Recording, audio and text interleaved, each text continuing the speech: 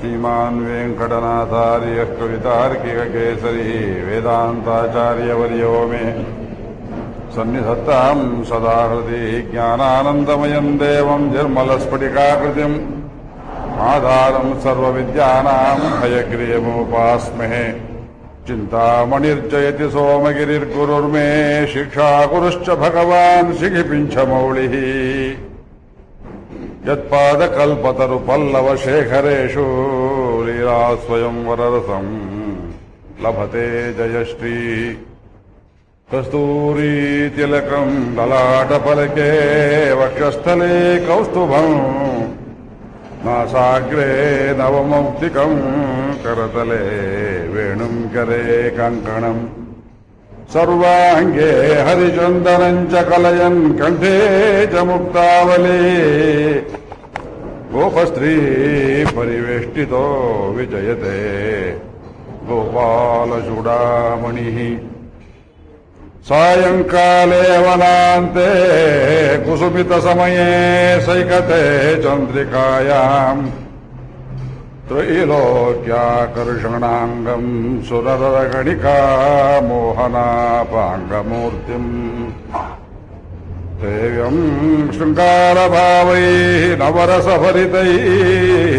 गोपकन्यासहस्रैः वन्देऽहम् रासकेलीरतिमतिसुभगम् वश्यगोपालकृष्णम् करारविन्देन पदारविन्दम् मुखारविन्दे विनिवेशयन्तम् वटस्य पत्रस्य पुटे शयानम् बालम् मुकुन्दम् मनसा स्मरामि श्रीगोपीजनवल्लभस्य चरणाम्बोजम् भजे रञ्जितम् गोपीनाम् कुचकुङ्कुमेन विरदन् माणिक्यमञ्जीरकम् वृन्दारण्यनिकुञ्जपुञ्जसरणीगत्येकलब्धौ रतम् काळिन्दी तटरासलास्य ललितप्रोद्दण्डनृत्यप्रियम् श्रीकृष्णचरणाम्भोजमधुपानमधुरतान् धर्मार्थकाममोक्षादि निःस्पृहान् वैष्णवान् नमः श्रीकृष्णाय परब्रह्मणे नमः सजलजलदनीलम् गट्टिगळि सजलजलदनीलम् दर्शितोदारलीलम् करतलधृतशैलम् वेणुवाद्यैरसालम् व्रजजनकुलपालम् कामिनी केलिलोलम् कलितललितमालम् नौमि गोपालबालम्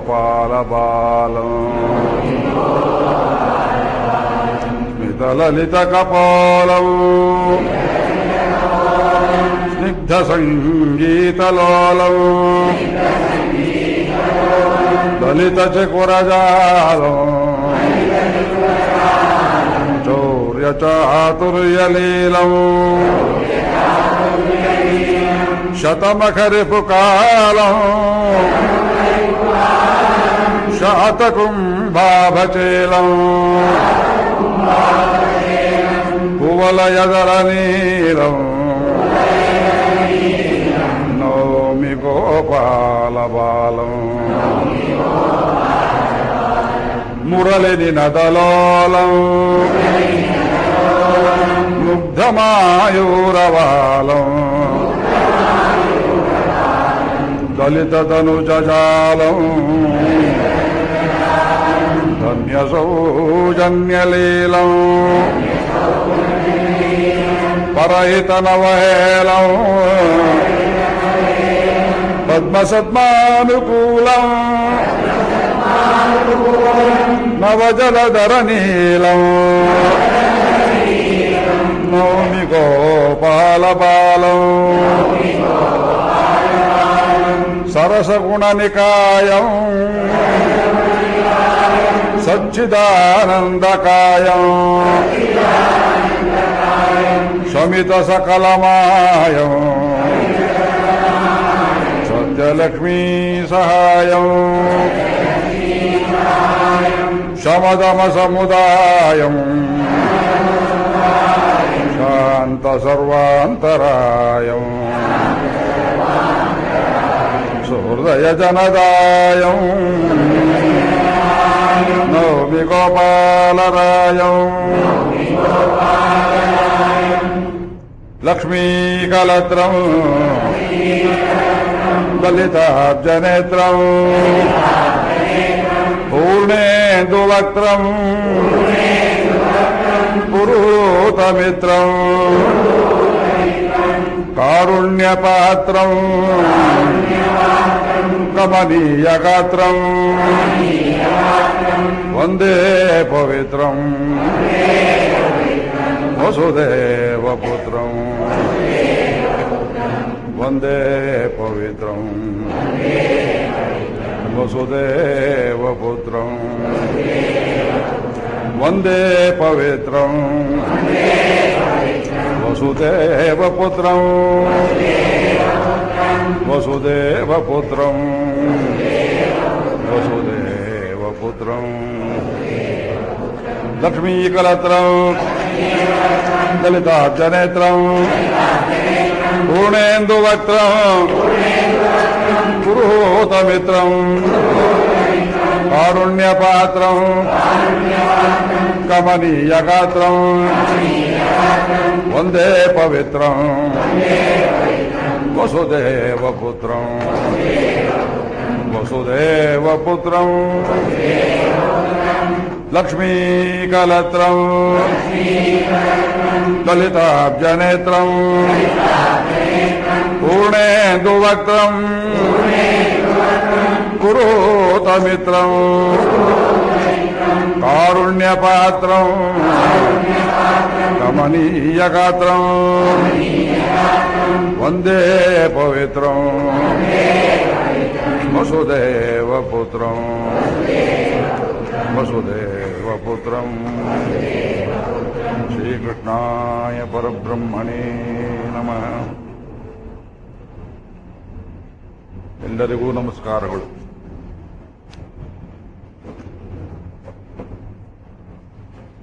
ಇಲ್ಲೊಂದು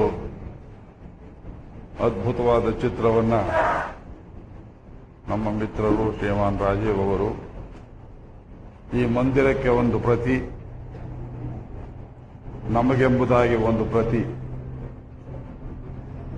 ಎರಡನ್ನು ಕೊಟ್ಟಿದ್ದಾರೆ. ಈವಾಗ ಯಾತಕ್ಕೆ ತಗೊಂಡು ಬಂದರು ಅಂತ ನೀವು ಯೋಚನೆ ಮಾಡಿರಬಹುದು. ನಾಡಿದ್ದು ಅಯೋಧ್ಯೆಯ ವಿಷಯದಲ್ಲಿ ಒಂದು ತೀರ್ಪು ಬರಬಹುದು. ಅಲಹಾಬಾದ್ ಹೈಕೋರ್ಟಿನ ಚಿತ್ರ ಅದೇನು ಕೊಡ್ತದೆಯೋ ಗೊತ್ತಿಲ್ಲ ನಮಗೆ. ನಾವೆಲ್ಲರೂ ಪರಮ ಭಕ್ತಿಯಿಂದ ಶ್ರೀಕೃಷ್ಣನನ್ನ, ರಾಮಚಂದ್ರ ಸ್ವಾಮಿಯನ್ನು ಪ್ರಾರ್ಥನೆ ಮಾಡೋಣ. ನಮ್ಮ ಗೌರವ ಬೆಳೆಯುವಂತೆ, ಭಾರತೀಯರ ಸ್ವಾಭಾವಿಕ ಸ್ವಾಭಿಮಾನ ಬೆಳೆಯುವಂತೆ, ನಮ್ಮ ಸಂಸ್ಕೃತಿಯ ಮೂಲ ಬೇರಾಗಿರ್ತಕ್ಕ ರಾಮಾಯಣ ಮಹಾಭಾರತ ಭಾಗವತಗಳಿಗೆ ನೀರೆರೆಯುವಂತೆ, ಅಮೃತ ಸೇಚನ ಮಾಡುವಂತೆ ಸ್ವಾಮಿ ಅಲ್ಲಿ ಮಂದಿರ ನಿರ್ಮಾಣಕ್ಕೆ ಅವಕಾಶವಾಗುವಂತೆ ಆ ಜಡ್ಜ್ಮೆಂಟ್ ಅಲ್ಲಿ ತೀರ್ಮಾನದಲ್ಲಿ ಬರಲಿ ಅಂತ ನಾವು ಒಮ್ಮತದಿಂದ ಪ್ರಾರ್ಥನೆ ಮಾಡೋಣ. ಅದು ನಮಗೆ ಅನುಕೂಲವಾಗಿರಬಹುದು ಅನ್ನೋ ದೃಷ್ಟಿಯಿಂದಲೇ ಈಗ ಉಪದ್ರವ ಮಾಡೋಕೆ ಶುರು ಮಾಡಿದ್ದಾರೆ. ಈಗಾಗಲೇ ಅಲ್ಲಿ ತೀರ್ಮಾನ ಮುಂದೆ ಹಾಕಿ ಎನ್ನುವುದು, ಮತ್ತೊಂದು ಮಾಡುವುದು. ಏನಾದರೂ ನಮಗೆ ಅನುಕೂಲವಾಗಬೇಕು, ಭಾರತೀಯ ಭಾಗ್ಯ ವಿಧಾತ ಅನುಕೂಲ ಮಾಡಿ ನಾವೇನು ದಾರಿ ಬಿಟ್ಟು ಹೋಗಿ ಕೇಳ್ತಾ ಇಲ್ಲ. ನಮ್ದಾಗಿದ್ದದ್ದು ನಮಗೆ ಕೊಡಿ ಅಂತ ಕೇಳ್ತಾ ಇದ್ದೇವೆ. ಈ ದೇಶದಲ್ಲಿ ನಮ್ಮ ಸ್ಥಿತಿ, ಹಿಂದೂಗಳ ಸ್ಥಿತಿ ಎಷ್ಟು ಹೀನಾಯವಾಗಿದೆ ನೋಡಿದ್ದೀರಾ. ನಮ್ಮ ವಸ್ತು, ನಮ್ಮ ಪದಾರ್ಥ, ನಮ್ಮ ದೇವಸ್ಥಾನ, ಅದನ್ನ ನಾವು ಉಪಯೋಗ ಮಾಡೋದಕ್ಕೆ ತಪಸ್ಸು ಮಾಡಿ 60 ವರ್ಷ ಕಾಲ ಬಾಯಲ್ಲೆಕ್ಕಿ ಕಾಳು ಹಾಕೊಂಡು ಕೂತಿರೋ ಪರಿಸ್ಥಿತಿ. ಗುಲಾಮಗಿರಿ ಬುದ್ಧಿ ಹೋಗಿಲ್ಲ ನಮಗಿನ್ನು, ಪರಕೀಯತಾ ಬುದ್ಧಿ.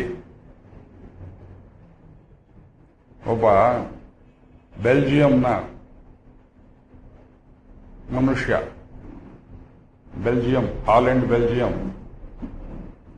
ಭೂಮಿ ಮಟ್ಟದಿಂದ ಕೆಳಗಿರುವ ಭಾಗ ಅದು. ಸಮುದ್ರದ ಗೋಡೆಗಳನ್ನು ಹಾಕಿ ಊರು ಕಟ್ಟಿದ್ದಾರೆ. ಅದಕ್ಕೆ ಪಾತಾಳ ಅಂತ ಹೇಳ್ತಿದ್ರು ಅಂತ ಒಂದು ಕಾಲದಲ್ಲಿ. ಜರ್ಮನ್ ಭಾಷೆಯಲ್ಲಿ, ಹಾಲೆಂಡ್ ಭಾಷೆಯಲ್ಲಿ ಅದಕ್ಕೆ ಡಾಯಿಶ್ ಅಂತ ಹೇಳ್ತಾರೆ. ಡಾಯಿಶ್, DEUTCH. ಜರ್ಮನರು ತಮ್ಮ ದೇಶವನ್ನ ಡಾಯಿಶ್ ಲ್ಯಾಂಡ್ ಅಂತ ಕರೀತಾರೆ. ಈ ಡಾಯಿಶ್ ಅನ್ನುವ ಶಬ್ದ ದೈತ್ಯ ಅನ್ನುವುದರ ರೂಪಾಂತರ. ಅವನೇ ಬರೀತಾನೆ. ಅವನು ಬರೆದಿರೋ ಪುಸ್ತಕಗಳಲ್ಲಿ ನಮಗೆಲ್ಲ ಮೆಚ್ಚುಗೆಯಾದದ್ದು ಅವನೆಲ್ಲ ಗ್ರಂಥ ನನ್ನಲ್ಲಿದೆ. ಅವನು ಬರೆದಿರೋ ಪುಸ್ತಕಗಳಲ್ಲಿ ಮುಖ್ಯವಾದದ್ದು decolonising the Indian mind, the Hindu mind. 1,500 ವರ್ಷ ಕಾಲ ಗುಲಾಮಗಿರಿಗೆ ಒಳಗಾಗಿದ್ದ ಭಾರತೀಯರು, ನಾವು ಗುಲಾಮಗಿರಿಯಿಂದ ಬಿಡುಗಡೆ ಹೊಂದಿ 63 ವರ್ಷ ಆಯಿತು ಅನ್ನೋ ತಿಳುವಳಿಕೆ ಇನ್ನೂ ಬಂದಿಲ್ಲ ಭಾರತೀಯರಿಗೆ. ಅದು ಡಿಕಾಲೋನೈಸ್ ಆಗಬೇಕು. ಇನ್ನು ಬ್ರಿಟಿಷರ ಕಾಲದಲ್ಲಿದ್ದೇವೆ, ಬಾಬರ್ ಕಾಲದಲ್ಲಿದ್ದೇವೆ, ಔರಂಗಜೇಬನ ಕಾಲದಲ್ಲಿದ್ದೇವೆ ಎನ್ನುವಂತಹ ತಪ್ಪು ತಿಳುವಳಿಕೆಯಿಂದ ಯಾರು ಏನು ಮಾಡಿದ್ರು ತುಳಿಸ್ಕೊಳ್ತಾ ಕೂತಿದ್ದೇವೆ. ಸ್ವಾಭಿಮಾನದಿಂದ ನಿಮ್ಮ ಮೇಲೆ ಕೇಳಬೇಕು ಅಂತ ಡಿಕಾಲೋನೈಸಿಂಗ್ ದಿ ಹಿಂದೂ ಮೈಂಡ್. ಅವನಷ್ಟು ಪವರ್ಫುಲ್ ನನಗೆ ಬರೆಯೋದಕ್ಕೆ ಬರೋದಿಲ್ಲ. ಜಾತಿ ಹೇಳ್ತೇವೆ ಅಂದ್ರೆ ಭಾರತೀಯರು ನಿಮ್ಮ ಸ್ವಾಭಿಮಾನ ನೀವು ಉಳಿಸ್ಕೊಂಡ್ಬಿಟ್ರೆ ಸಾಕು. ನಮ್ಮ ಸಂಸ್ಕೃತಿ ಮೂಲ ಇರುವುದು ರಾಮಾಯಣದಲ್ಲಿ, ಭಾರತದಲ್ಲಿ. ಆ ಟಿವಿ ಡಿಸ್ಕಷನ್ ಅಲ್ಲಿ ಪೇಜಾವರ ಶ್ರೀಗಳು ಹರಿಜನಕೇರಿಗೆ ಹೋದ್ರು, ಉದ್ಧಾರಕ್ಕೇನು ಸಂಕಲ್ಪ ಮಾಡಿದ್ರು. ಒಬ್ಬರಾರು ಮಾಡ್ತಾ ಇದ್ದಾರೆ, ಸಂತೋಷ. ನಾನು ಅದನ್ನು ಅಭಿನಂದನೆ ಮಾಡಿ ಪತ್ರಿಕೆಯಲ್ಲಿ ಲೇಖನ ಬರೆದೆ. ಅವರು ಓದಿ ಸಂತೋಷ ಪಟ್ಟರು. ಅವತ್ತೊಂದು ದಿವಸ press club of India, press club of Mysuru, ಅದರಲ್ಲಿ ಅನೇಕರು ಚರ್ಚೆಯಲ್ಲಿ ಭಾಗವಹಿಸಿದರು.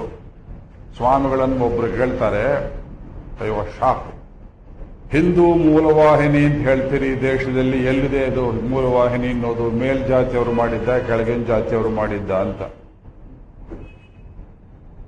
ಅದು ಅವ್ರ ಬುದ್ಧಿ ಎಷ್ಟು ಅಧಮ ಮಟ್ಟದಲ್ಲಿದೆ ನೋಡಿ.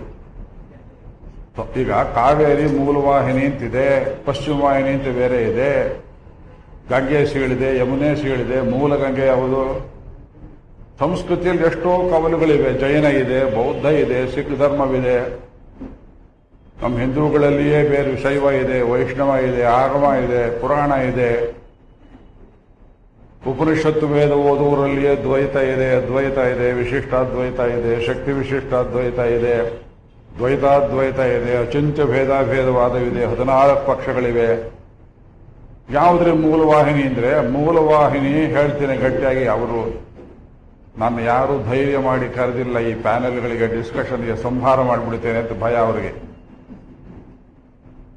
ಡಿಸ್ಕಷನ್ ಅಲ್ಲಿ ಕರೆದ್ರೆ ರಾಮನ ಕೃಪೆ, ಕೃಷ್ಣನ ಕೃಪೆ, ನನ್ನನ್ನು ಜಯಿಸೋದು ಕಷ್ಟವಾಗುತ್ತೆ.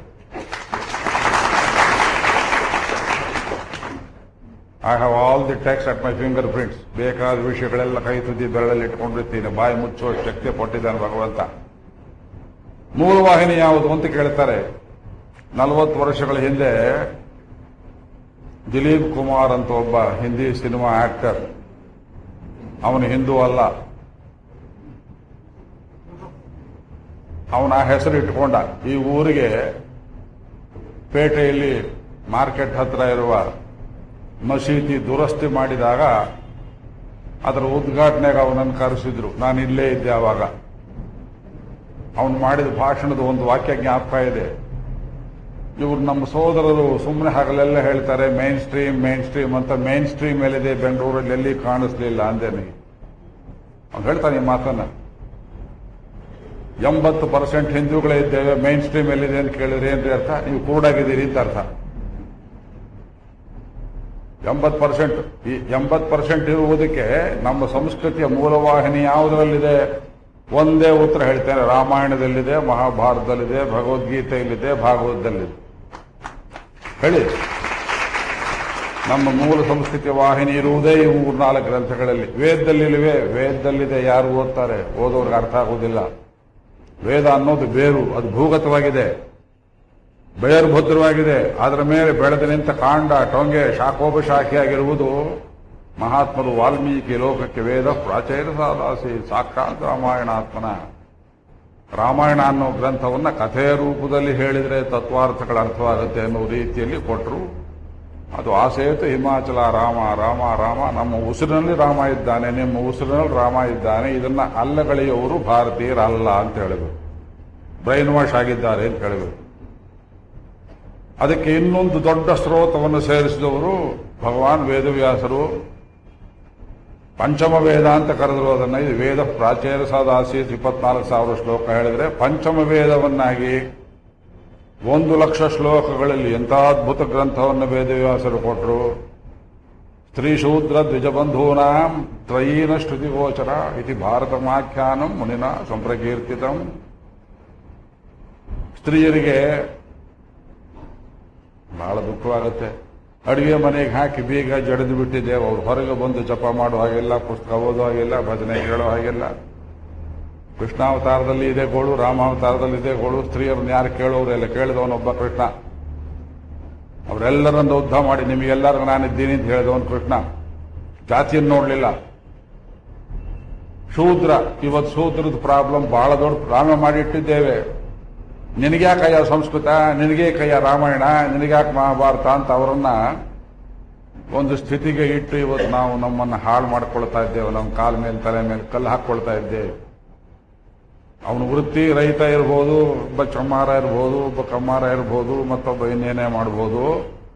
ಸಂಸ್ಕೃತಿ ಎನ್ನುವುದು ಎಲ್ಲರಿಗೂ ಬೇಕು, ಬದುಕುವುದಕ್ಕೆ ಎಲ್ಲರಿಗೂ ಬೇಕು. ಬಿಸಿಲು ಗಾಳಿ, ಸಂಸ್ಕೃತಿ ಅನ್ನೋದು ಬೆಳಕಿದ್ದ ಹಾಗೆ. ಬ್ರಾಹ್ಮಣನಿಗೆ ಮಾತ್ರ ಅಲ್ಲ, ಬ್ರಾಹ್ಮಣ ಅದರ ರಕ್ಷಕ. 24 ಗಂಟೆ ಉಪವಾಸನೆ ಮಾಡಿ ದೀಪ ಆರದೇ ಇರಲಿ ಅಂತ ಎಣ್ಣೆ ಹಾಕಿ ಬತ್ತಿ ಮುಂದಕ್ಕಿಟ್ಟು ರಕ್ಷಣೆ ಮಾಡುವುದು ನನ್ನ ಕೆಲಸ. ಫುಲ್ ಟೈಮ್ ಜಾಬ್ ಇದು. ಒಬ್ಬ ಓದಿಕೊಂಡ್ರೆ ಒಂದು ರಾಮಾಯಣ, ಒಂದು ಗೀತ ಗೋವಿಂದ, ಒಂದು ಶ್ರೀಕೃಷ್ಣ ಕರ್ಣಾಮೃತ, ಇಷ್ಟು ಜನ ಕೇಳಿ ಸಂತೋಷ ಪಡ್ತಾ ಇದ್ದೀರಿ.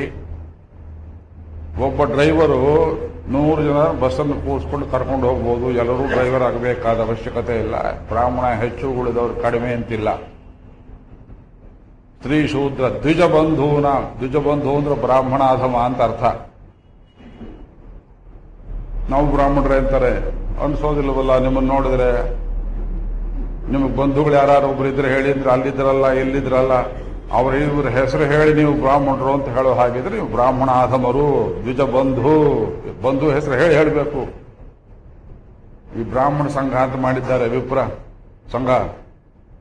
ಅದರಲ್ಲಿರೋ ಎಷ್ಟು ದೊಡ್ಡ ಪಂಡಿತರು ಗೊತ್ತಾ? ಒಬ್ಬೊಬ್ರು ಬ್ರಾಹ್ಮಣ ಸಭೆ ಏರ್ಪಡಿಸಿದ್ರೆ ಬ್ರಾಹ್ಮಣ ಬಂಧುಗಳೇ ಅಂತ ಕರೀತಾರೆ. ಇದು ಬೈಗಳ ಅಂತ ಗೊತ್ತಿಲ್ಲ ಅವರಿಗೆ. ಬ್ರಹ್ಮ ಬಂಧುಗಳೇ, ಬ್ರಾಹ್ಮಣ ಬಂಧುಗಳೇ ಅಂದ್ರೆ ಬೈಗಳ ಶಬ್ದ ಇದು. ಬ್ರಾಹ್ಮಣರಂತ ಕರೆದುಕೊಳ್ಳುವವರೇ ಬ್ರಾಹ್ಮಣ ಬ್ರುವ, ಬ್ರಾಹ್ಮಣಾಧಮ ಅಂತ. ಸಂಸ್ಕೃತಿ ಜ್ಞಾನ ಇಲ್ಲ. ಶ್ರೀ ಶೂದ್ರ ದ್ವಿಜ ಬಂಧೂನಾಂ ತ್ರಯೀನ ಶ್ರುತಿ ಗೋಚರ. ಯಾವಾಗ ವೇದಗಳು ತಿಳಿಯಲಿಲ್ಲ. ಇಲ್ಲಿ ಯಾರೋ ಒಬ್ರು ಮಹಾನುಭಾವರು ಮೊನ್ನೆ ದಿವಸವೋ ಅದಕ್ಕೆ ಮೊದಲ ದಿವಸವೋ ನಾನು 1-2 ವೇದವಾಕ್ಯ ಹೇಳಿದ್ದಿ ಕೇಳಿ ಸಂತೋಷಪಟ್ಟರು ಅಂತ ಕಾಣುತ್ತೆ. ಸ್ವಲ್ಪ ವೇದವನ್ನೇ ಹೆಚ್ಚಾಗಿ ಹೇಳಿ ಅಂತ ಪ್ರಾರ್ಥನೆ ಮಾಡಿ ಹೋದರು. ಹಾಕ್ಬೋದು, ತಪ್ಪಿಲ್ಲ. ಆದರೆ ಇದು ಪ್ರಸಂಗ ಲೀಲಾ ಕೃಷ್ಣದ ಕರ್ಣಾಮೃತವನ್ನು ಬಿಟ್ಟು ನಾನು ಇನ್ನೊಂದು ಹೇಳೋ ಹಾಗಿಲ್ಲ. Propriety requires me to concentrate myself on Krishna Karnamrita. ಇದರಲ್ಲಿ ಎಷ್ಟು ಉಪಯೋಗಕ್ಕೆ ಬರ್ತದೆಯೋ ಅಷ್ಟು ನಾನು ತಗೊಂಡ್ಬರ್ತೇನೆ. ವೇದದ ಮೇಲೆ ನಾನು ಲೆಕ್ಚರ್ ಕೊಟ್ಟಿದ್ದೇನೆ, ಕಾಶಿ ಮಠದಲ್ಲಿ 10 ಲೆಕ್ಚರ್ ಕೊಟ್ಟಿದ್ದೇನೆ. ಸೀಡ್ಗಳೆಲ್ಲ ಸಿಗ್ತವೆ. ಇನ್ನೂ 100 ಲೆಕ್ಚರ್ ಕೊಡ್ಬೋದು. ಜೀರ್ಣಿಸ್ಕೊಳ್ಳೋದಕ್ಕೆ ನಿಮಗೆ ಶಕ್ತಿ ಬೇಕು. ಅಯ್ಯೋ, ನಮ್ಗೆ ಆಯುಷ್ಯ ಶಕ್ತಿ ಮೊದಲು ಕೊಡ್ಲಿ ಭಗವಂತ. ಈಗಿನ ಜನ ತಿಳಿಬೇಕಾದ್ರೆ ನೀವು ಮೇಲಕ್ಕೆ ಏರ್ಬೇಕು. ಗೌರಿ ಶಂಕರ ಶಿಖರಕ್ಕೆ ನಾ ಕರ್ಕೊಂಡು ಹೋಗಬಲ್ಲೆ, ನೀವೇರ್ತೀರಾ?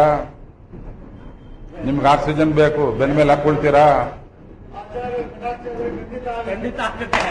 ನೀವೇರ್ಬೇಕು.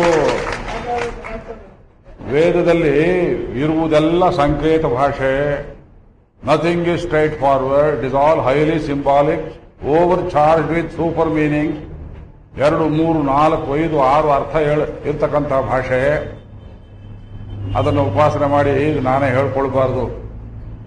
ಇವರು ಹೇಳಿ ಅಂತ ಯಾರು ಹೇಳಿದ್ರಿಂದ ಹೇಳ್ತೇನೆ. ಈ ವರ್ಷ ಭಾರತೀಯ ವಿದ್ಯಾಭವನ, ಅಖಿಲ ಭಾರತೀಯ ವಿದ್ಯಾಭವನ ಮಹಾಸಂಸ್ಥೆಯವರು ಸ್ವಾಮಿ ಗಂಗೇಶ್ವರಾನಂದ ಅನ್ನುವ ಒಬ್ಬ ಮಹಾನುಭಾವರು ಸ್ಥಾಪನೆ ಮಾಡಿರುವ ಫೌಂಡೇಶನ್ ಹೆಸರಲ್ಲಿ ಈ ವರ್ಷ ನನಗೆ ವೇದರತ್ನ ಅಂತ ಬಿರುದು ಕೊಡ್ತಾ ಇದ್ದಾರೆ. 1 ಲಕ್ಷ ರೂಪಾಯಿ ಸೈಟೇಷನ್. ಬೊಂಬಾಯಿಗೆ ಹೋಗಬೇಕು, ಬರೋಕ್ಕಾಗಲ್ಲ, ಇಲ್ಲೇ ಕೊಡಿ, ಇಲ್ಲೇ ಇಲ್ಲ ಅಲ್ಲೇ ಬರಬೇಕು ಅಂತಾರೆ. ಮುರಾರಿ ಬಾಪು ಅವ್ರ ಕೈಲೇ ಕೊಡಿಸ್ಬೇಕು ಅಂತ ಕಾಯ್ಕೊಂಡು ಕೂತಿದ್ದಾರೆ. ಈ ಅಕ್ಟೋಬರ್ 2 ನಾವು ಹೋಗಬೇಕಾಗಿತ್ತು, ಅದು ಪೋಸ್ಟ್ಪೋನ್ ಆಯಿತು. ಅದು ಮುಂದೆ ಜನವರಿಯಲ್ಲಿ ನಾ ಫ್ರೀ ಇಲ್ಲ. ಮೈಸೂರಲ್ಲಿ ವೆಂಕಟೇಶ್ವರ ವೈಭವ 1 ತಿಂಗಳು ಪ್ರವಚನ, ವೆಂಕಟೇಶ್ ಪುರಾಣವನ್ನು ಹೇಳಿ, ದಯಾಶತಕವನ್ನು ಹೇಳಿ, ಆಳ್ವಾರ ಪಾಶುರಗಳನ್ನು ಹೇಳಿ ಬನ್ನಿ, ಎಲ್ಲರೂ ಬನ್ನಿ, ಅಷ್ಟು ಜನಕ್ಕೂ ಜಾಗ ಮಾಡಿಸಿಕೊಡ್ತೇನೆ. ಜನವರಿ 8ರಿಂದ ಅಲ್ಲಿ ಫಿಕ್ಸ್ ಆಗಿದೆ. ಜನವರಿ 8ಕ್ಕೆ ಇಟ್ಟರೆ ನಾವು ಹೋಗೋಕ್ಕಾಗಲ್ಲ. ಯಾತಕ್ಕೆ ಹೇಳ್ತೇವೆ, ಅವರು ಗಂಗೇಶ್ವರಾನಂದ ನೋಡಿ, ಅವರ ಚರಿತ್ರೆ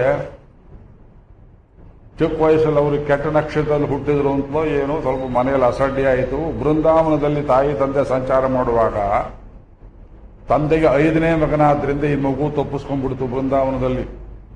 ನಾ ಹೇಳೋದು 100 ವರ್ಷ ಹಿಂದಿನ ಮಾತು. ಬೃಂದಾವನದಲ್ಲಿ ತಲೆ ತಪ್ಪಿಸ್ಕೊಂಡ್ಬಿಡ್ತು ಈ ಮಗು. 4-5 ವರ್ಷದ ಮಗು. ಹುಡುಕಿದ್ರು ತಂದೆ ತಾಯಿ ಎಲ್ಲಿ ಸಿಕ್ಕಲಿಲ್ಲ. ಅವ್ರು ಊರಿಗೆ ಹೋಗಿಬಿಟ್ರು. ಹೊತ್ಕೋತ ಈ ಮಗು ಒಂದು ಮರದ ಕೆಳಗೆ ಕೂತು.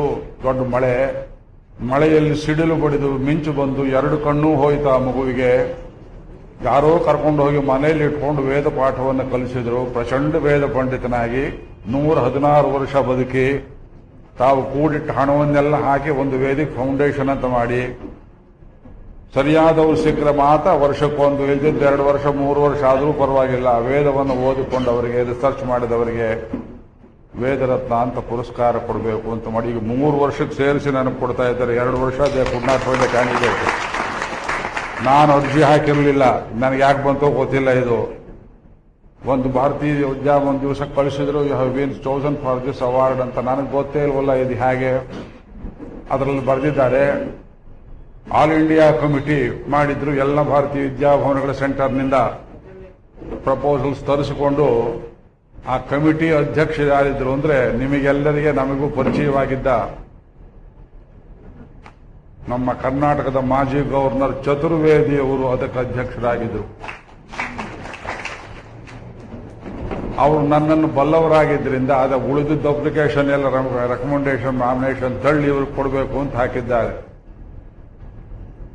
ಅದಕ್ಕೆ ಹೇಳ್ತೇನೆ, ನಾವು ಮಾಡಿದ್ದು ಸ್ವಲ್ಪ ಸೇವೆ. 10 ಸಂಪುಟ. 73ನೇ ಇಸ್ವಿಯಲ್ಲಿ 1ನೇ ಸಂಪುಟ ವೇದ ಸಂಸ್ಕೃತಿ ಪುಸ್ತಕ ಬರೆದಾಗ ಒಬ್ಬ ಮಠದ ಸ್ವಾಮಿಗಳು ಒಂದು ಒಳ್ಳೆ ಮಾತಾಡಲಿಲ್ಲ, ಒಬ್ಬರು 1 ಪೈಸಾ ಕೊಡಲಿಲ್ಲ.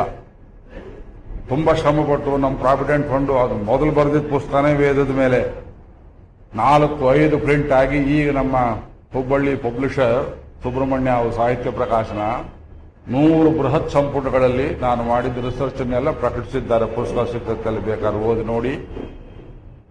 ವೇದದಲ್ಲಿರುವುದು ಎಲ್ಲರಿಗೂ ಸಿಕ್ಕಬೇಕು, ವೇದಾರ್ಥಗಳು ಎಲ್ಲರಿಗೂ ಸಿಕ್ಕಬೇಕು.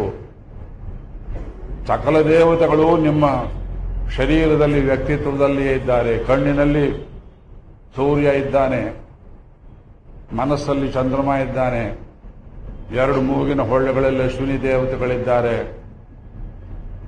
ವರುಣ, ಅಗ್ನಿ ಕೇಳುವುದೇ ಬೇಡ. ಬ್ರಾಹ್ಮಣನಿಗೆ ಬಲಗೈಯಲ್ಲಿಯೇ ಇದ್ದಾನೆ ಅಗ್ನಿಯದು. ಬ್ರಾಹ್ಮಣಸ್ಯ ದಕ್ಷಿಣೆ ಹಸ್ತೆ ಹೋತವ್ಯಂ.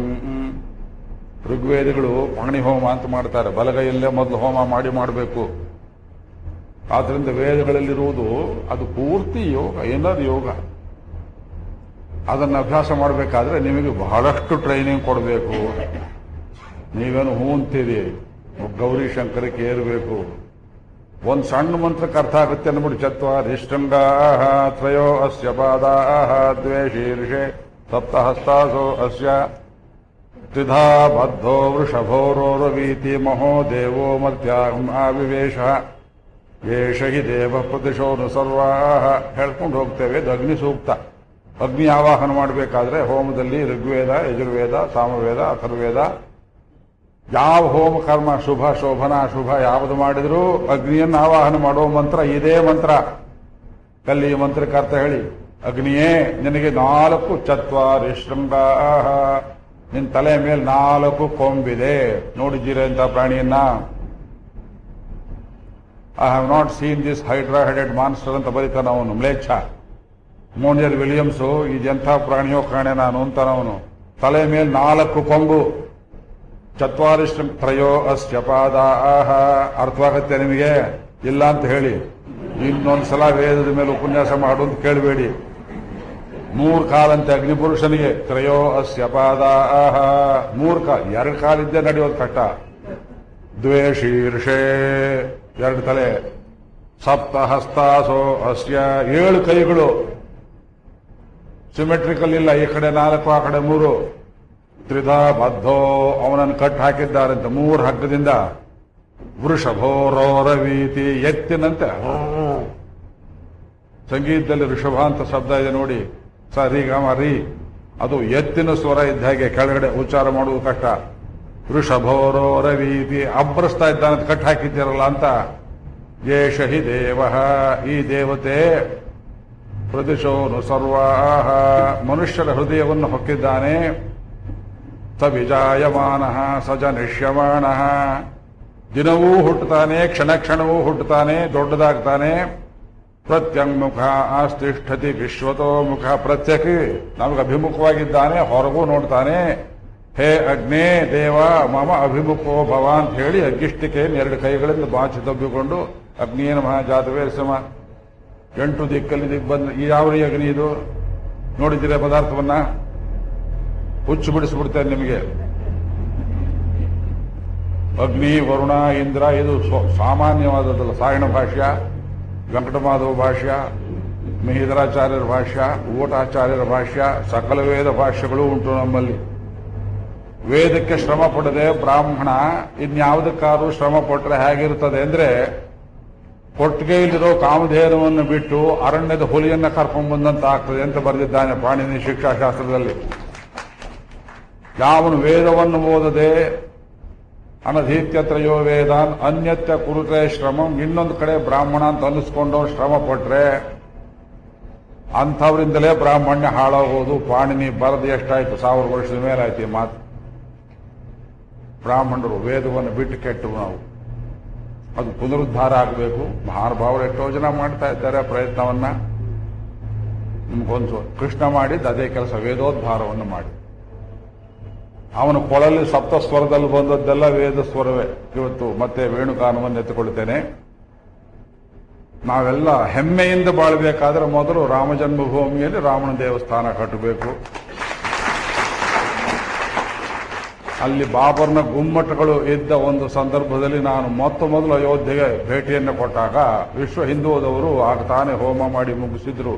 ರಾಜೀವ್ ಗಾಂಧಿ ಕಾಲ ಅದು. ಒಂದು ರೌಂಡ್ ಹಾಕೊಂಡು ಬಂದವು. ಅಲ್ಲಿ ಹರ್ಷ ನಾರಾಯಣ್ ಅಂತ ಒಬ್ಬರಿದ್ರು. ನಾವು ದಕ್ಷಿಣ ಭಾರತದಿಂದ ಬಂದಿದ್ದೇವೆ ಅಂತ ನಮ್ಮ ನಾಮಾಗಿಮ ನೋಡಿ ಬನ್ನಿ ಬನ್ನಿ ಅಂತ ಕರ್ಕೊಂಡ್ಬಂದು ಇನ್ನೊಂದ್ಸಲ ಎಲ್ಲ ತೋರಿಸಿ ಆ ಶೆಡ್ ಏನು ಹಾಕಿದ್ರು ರಾಮ ಜನ್ಮಭೂಮಿ ಶಿಲಾನ್ಯಾಸಕ್ಕೋಸ್ಕರವಾಗಿ, ಅಲ್ಲಿ ರಾಮಾಯಣದ ಉಪನ್ಯಾಸ ಮಾಡಬೇಕು ಅಂತ ಕೇಳಿದ್ರು. ನಾನು ಇಂಗ್ಲಿಷ್ನಲ್ಲಿ 1 ಗಂಟೆ ಉಪನ್ಯಾಸ ಮಾಡಿದ್ದೇನೆ. ಅಲ್ಲಿ ಗುಮ್ಮಟಗಳು ಉರುಳಿದ ಮೇಲೆ ಒಂದ್ಸಲ ಹೋಗಿದ್ದೆ, ಆ ಉಪನ್ಯಾಸ ಮಾಡೋಕ್ಕಾಗಲಿಲ್ಲ. ಅಲ್ಲಿ ಅವ್ರು ಹೇಳಿದ್ರು, ನಾವು ದೇವಸ್ಥಾನ ಕಟ್ತೇವೆ, ಆವಾಗ ಬನ್ನಿ ಸಪ್ತಾಹ ಮಾಡಿ ರಾಮಾಯಣವನ್ನು ಹೇಳಿದ್ರು. ನನ್ನ ಕೊನೆ ಆಸೆ ಇರೋದು ಹೇಳ್ತೇನೆ, ಅಯೋಧ್ಯೆಯಲ್ಲಿ ಪ್ರಾಣ ಬಿಡಬೇಕು. ಒಂದು ಹಿಡಿ ಮಣ್ಣು ಅಯೋಧ್ಯೆ ರಾಮ ಜನ್ಮಭೂಮಿಯಿಂದ ತಂದಿದ್ದೇನೆ. ಗುಮ್ಮಟಗಳಿದ್ದಾಗ ಅಲ್ಲಿ ಮಣ್ಣು ಬೇಕಲ್ಲಪ್ಪ ರಾಮ ಜನ್ಮಭೂಮಿಯಲ್ಲಿ ಒಳಗಿಂದ ಅಂತ ಕೇಳಿದೆ. ಅಲ್ಲೆಲ್ಲ ಬರೀ ಸೋಲ್ಜರ್ಸು, ಸಿಪಾಯಿಗಳು. ಯಾರನ್ನ ಕೇಳಬೇಕೋ ಗೊತ್ತಾಗ್ಲಿಲ್ಲ. ಅಲ್ಲೊಬ್ಬ ಈ ಹೆಲ್ಮೆಟ್ ಹಾಕಿಕೊಂಡು ಸೋಲ್ಜರ್ ಒಬ್ಬ, ಸ್ವಾಮಿ ನಿಮಗೆ ಎನ್ನ ವೇಣ ಅಂತ ಕೇಳಿದ ಸೋಲ್ಜರು. ಯಾರಡ ನೀ? ರಾಮ ಎಲ್ಲಿಟ್ಟಿರ್ತಾನೆ ನೋಡಿ, ನಾನು ತಮಿಳ್ನಾಡಿನವನು, ನಿಂಗೆ ಅಯ್ಯಂಗಾರ್ ಪೋಲೆ ತಗೊಂಡ್ರದು என்ன வேணும்? இங்கேருந்து ஒரு பிடி மருத்திக்கை வேணுமப்பா, அப்படி நின்று கொண்டு வந்து கொடுக்குறேன். ಗುದ್ಲಿ ತಗೊಂಡಾಗದು ಒಂದಿಷ್ಟು ಮಣ್ಣು ತಂದು ಕೊಟ್ಟ. ಅಷ್ಟಕೋಣಾಕೃತಿ ಪೆಟ್ಟಿಗೆಯಲ್ಲಿ ಅದನ್ನಿಟ್ಟು ಮನೆಯಲ್ಲಿ ನಿತ್ಯವೂ ಪೂಜೆ ಮಾಡ್ತಿದ್ದೇನೆ. ನಾನಿರೋ ಜಾಗವೇ ಅಯೋಧ್ಯೆ ಅಂತ. 8 ಕೋಣ ಜಾತಿಗೆ ಅಷ್ಟಾಚಕ್ರ ನವದ್ವಾರ ಪ್ರತಿನಿತ್ಯ ಇದನ್ನು ಹೇಳಿದೆ ದಿವಸ ಇಲ್ಲ ನಾನು. ಅಯೋಧ್ಯ ಸೂಕ್ತ ನೀವು ಹೇಳಿದ್ದು ಕೆರಳಿಸಿದ್ರಿಂದ ಹೇಳ್ತಾ ಇದ್ದೇನೆ. ಅಯೋಧ್ಯೆ ವರ್ಣನೆ ಬರುತ್ತೆ ವೇದದಲ್ಲಿ, ತೈತ್ರಿ ಆರಣ್ಯಕದಲ್ಲಿ. ಅಷ್ಟಾಚಕ್ರ ನವದ್ವಾರ ದೇವಾನಾಂ ಪೂರಯೋಧ್ಯ ತಸ್ಯಾಗಂ ಹಿರಣ್ಮಯ ಕೋಶ ಸ್ವರ್ಗೋ ಲೋಕೋ ಜ್ಯೋತಿಷಾವೃತಃ ಯೋ ವೈತಾಂ ಬ್ರಹ್ಮಣೋ ವೇದ ಅಮೃತೇನಾವೃತಾಂ ಪುರೀಂ ತಸ್ಮೈ ಬ್ರಹ್ಮ ಚ ಬ್ರಹ್ಮ ಚ ಯುಕೀರ್ತಿಂ ಪ್ರಜಾಂ ದದುಃ ವಿಭ್ರಾಜಮಾನಾಗಂ ಹರಿಣೀಂ ಯಶಸಾ ಸಂಪರೀವೃತಾಂ ಪುರಗಂ ಹಿರಣ್ಮಯೀಂ ಬ್ರಹ್ಮ ವಿವೇಶ ಪರಾಜಿತ ಪರಾಂಗೇ ತ್ಯಜ್ಯ ಮಯಿ ಪರಾಂಗೇತ್ಯನಾಶಕೀ ಚ ಅಮೂತ್ರ ಚ ವಿದ್ವಾನ್.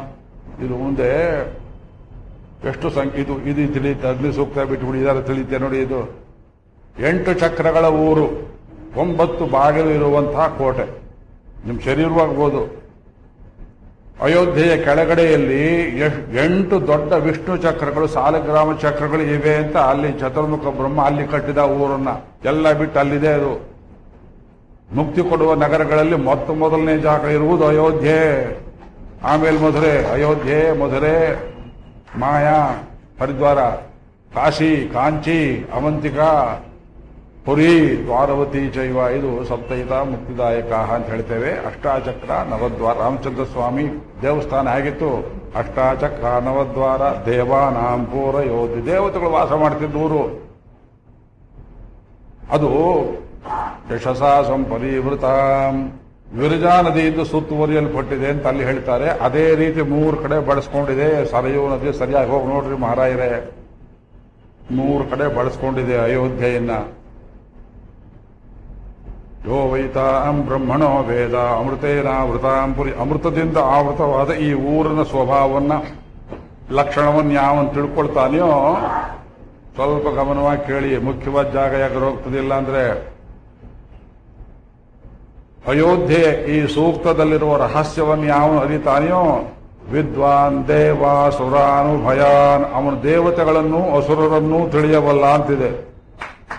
ಅಸುರರು ಯಾಕ್ರಿ ಬಂದ್ರಲ್ಲಿ? ಬರುವ ಆಪತ್ತೆಲ್ಲ ಅಯೋಧ್ಯೆಗೆ ಬರ್ತದೆ. ಅಯೋಧ್ಯ ಸೂಕ್ತ ತಿಳ್ಕೊಳ್ಳಿ, ನಿಮಗೆ ದೇವತೆಗಳ ಸ್ವರೂಪ ಗೊತ್ತಾಗುತ್ತೆ, ಅಸುರ ಸ್ವರೂಪ ಗೊತ್ತಾಗುತ್ತೆ. ಆ ಮಂತ್ರ ಹೇಳುತ್ತೆ. ಇದೊಂದು ಗಾರಡು ಸೂಕ್ತ. ಒಂದು ನಾವು ಪ್ರತಿನಿತ್ಯ ಎಷ್ಟು ಅವಸರದಲ್ಲಿದ್ದರೂ ಅದಕ್ಕೆ ಪಡಿಸ್ತೇನೆ ಅಂದ್ರೆ, ವೇದವನ್ನು ಕೇಳಬೇಕಂತೀರಿ, 1/4 ಗಂಟೆ ಇವತ್ತಿದೆ ಆಗಿ ಹೋಯಿತು. ಇನ್ನೊಂದು ಸಲ ವೇದ ಹೇಳಿದ್ದು ಕೇಳಬಾರದು ನೀವು ನನ್ನನ್ನು. ನಾ ಪಟ್ಟಿದ್ದೇನೆ ಬಹಳಷ್ಟು ಪರಿಶ್ರಮ ಮಹಾರಾಯರೇ, ನಿಮ್ಮ ಕೈಲಿ ಆಶ್ರಮ ಆಗೋದಿಲ್ಲ.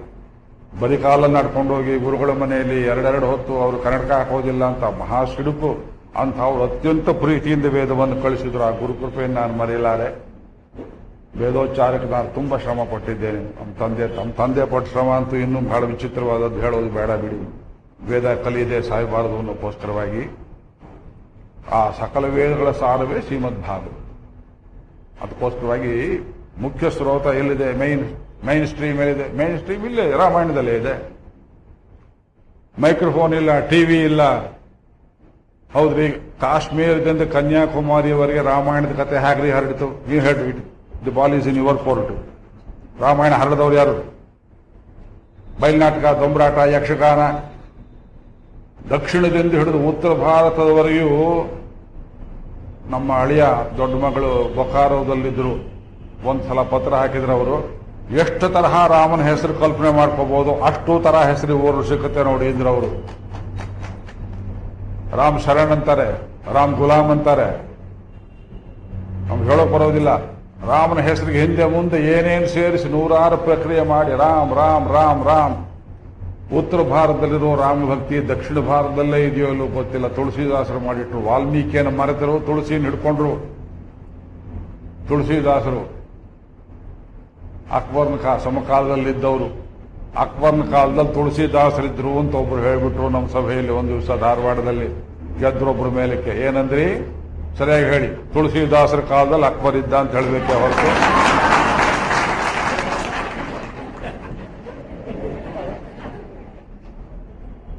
ಅಕ್ಬರ್ ಹೋದ, ಅವನ ಚರಿತ್ರೆಗಳೆಲ್ಲ ಹೋಯಿತು. ತುಳಸಿದಾಸರು ಅಮರವಾಗಿದ್ದಾರೆ ರಾಮಚರಿತ ಮಾನಸದಲ್ಲಿ. ಅಮೃತ. ನಮಗೆ ಅವಧಿ ಭಾಷೆ, ಅರ್ಧಂಬರ್ಧ ಸಂಸ್ಕೃತ. ಅದು ಅಯೋಧ್ಯೆಯಲ್ಲಿ ಕಲ್ತ್ಕೋಬೇಕು ಅಂತ ಆಸೆ ನಮಗೆ. ಅದು ಚಿತ್ರಕೂಟ ನಾವು ಪ್ರಕ್ರಮ ಮಾಡುವಾಗ ಅಲ್ಲಿ ಔಷಧಿ ಮಾರೋ ಅಂಗಡಿಗಳು, ತಲೆ ಕ್ಷೇಮ ಮಾಡೋ ಅಂಗಡಿ, 28 ತರಹ ಅಂಗಡಿಗಳಿದ್ರೆ ಪ್ರತಿಯೊಂದು ಅಂಗಡಿಯಲ್ಲಿ ಅವನು ತಲೆ ಮಾಡ್ತಾ ಮಾಡ್ತಾ ತುಳಸಿದಾಸರ ರಾಮಾಯಣ ಹೇಳ್ತಾನೆ. ಎಲ್ರಿದೆ ನಿಮ್ಗೆ ರಾಮ ಭಕ್ತಿ ಎಲ್ರಿದೆ ಇಲ್ಲಿ? ಟಾಂಗ ಹೊಡೆಯೋರು ತುಳಸಿದಾಸರ ರಾಮಾಯಣ ಗೊತ್ತಿಲ್ಲದೆ ಇದ್ದವರು ಅಯೋಧ್ಯೆ, ಚಿತ್ರಕೂಟ, ಅಲಹಾಬಾದ್ ತನಕ ಒಬ್ರು ಇಲ್ಲ. ಗೊತ್ತಿಲ್ಲದೆ ಇದ್ದವ್ರು ಒಬ್ರು ಇಲ್ಲ. ಮಧುರಾ ಪ್ರಾಂತದಲ್ಲಿ ಕೃಷ್ಣ ಚರಿತ್ರೆ, ರಾಧಾ ಚರಿತ್ರೆ ಗೊತ್ತಿಲ್ಲದೆ ಇದ್ದವರು ಒಬ್ರು ಇಲ್ಲ. ನಾವು ಅವ್ರ ಕಾಲ ಕೆಳಗೆ ನುಗ್ಗಬೇಕು. ಅವ್ರಿಗಿರೋ ಭಕ್ತಿ. ಅಲ್ಲಿ ಮಡಿ ಇಲ್ಲ, ಭಕ್ತಿ ಇದೆ. ಇಲ್ಲಿ ಮಡಿ ಇದೆ, ಭಕ್ತಿ ಇಲ್ಲ. ಇಷ್ಟೇ ವ್ಯತ್ಯಾಸ. ವಿಪರೀತ ಮಡಿಗೆ ಹೆದರಿ ಕೃಷ್ಣ ಬೇಡಪ್ಪ ನಾ ಕೊಲ್ಲಿಗೆರಿಗೆ ಹೋಗ್ತಾನೆ ಅಂತ ಹೋಗ್ಬಿಟ್ಟಿದ್ದಾನೆ ಹೊರತು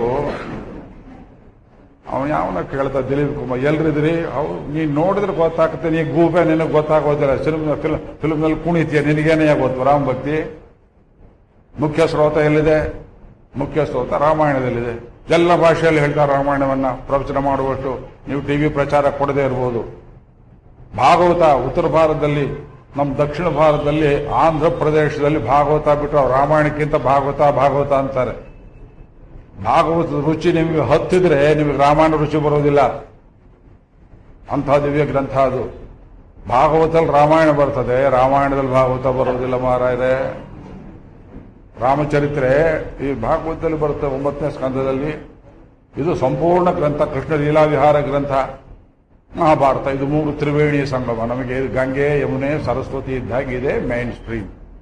ಈ 3 ಗ್ರಂಥಗಳನ್ನು ಕೇಳುವವರಿಗೆ ಜಾತಿಯ ನಿಯಮವಿಲ್ಲ, ಅದನ್ನು ಹೇಳುವವರಿಗೆ ಜಾತಿ ನಿಯಮವಿಲ್ಲ.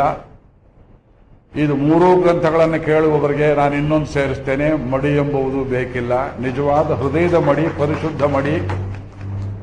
ಹೃದಯದಲ್ಲಿ ಭಕ್ತಿ ಇದ್ರೆ ಅದೇ ಮಡಿ, ಭಕ್ತಿ ಇಲ್ಲದೆ ಇದ್ರೆ ಮಡಿ, ಕನ್ನಡದ ಮಡಿ, ಸಾಯೋ ಮಡಿ ಅದು.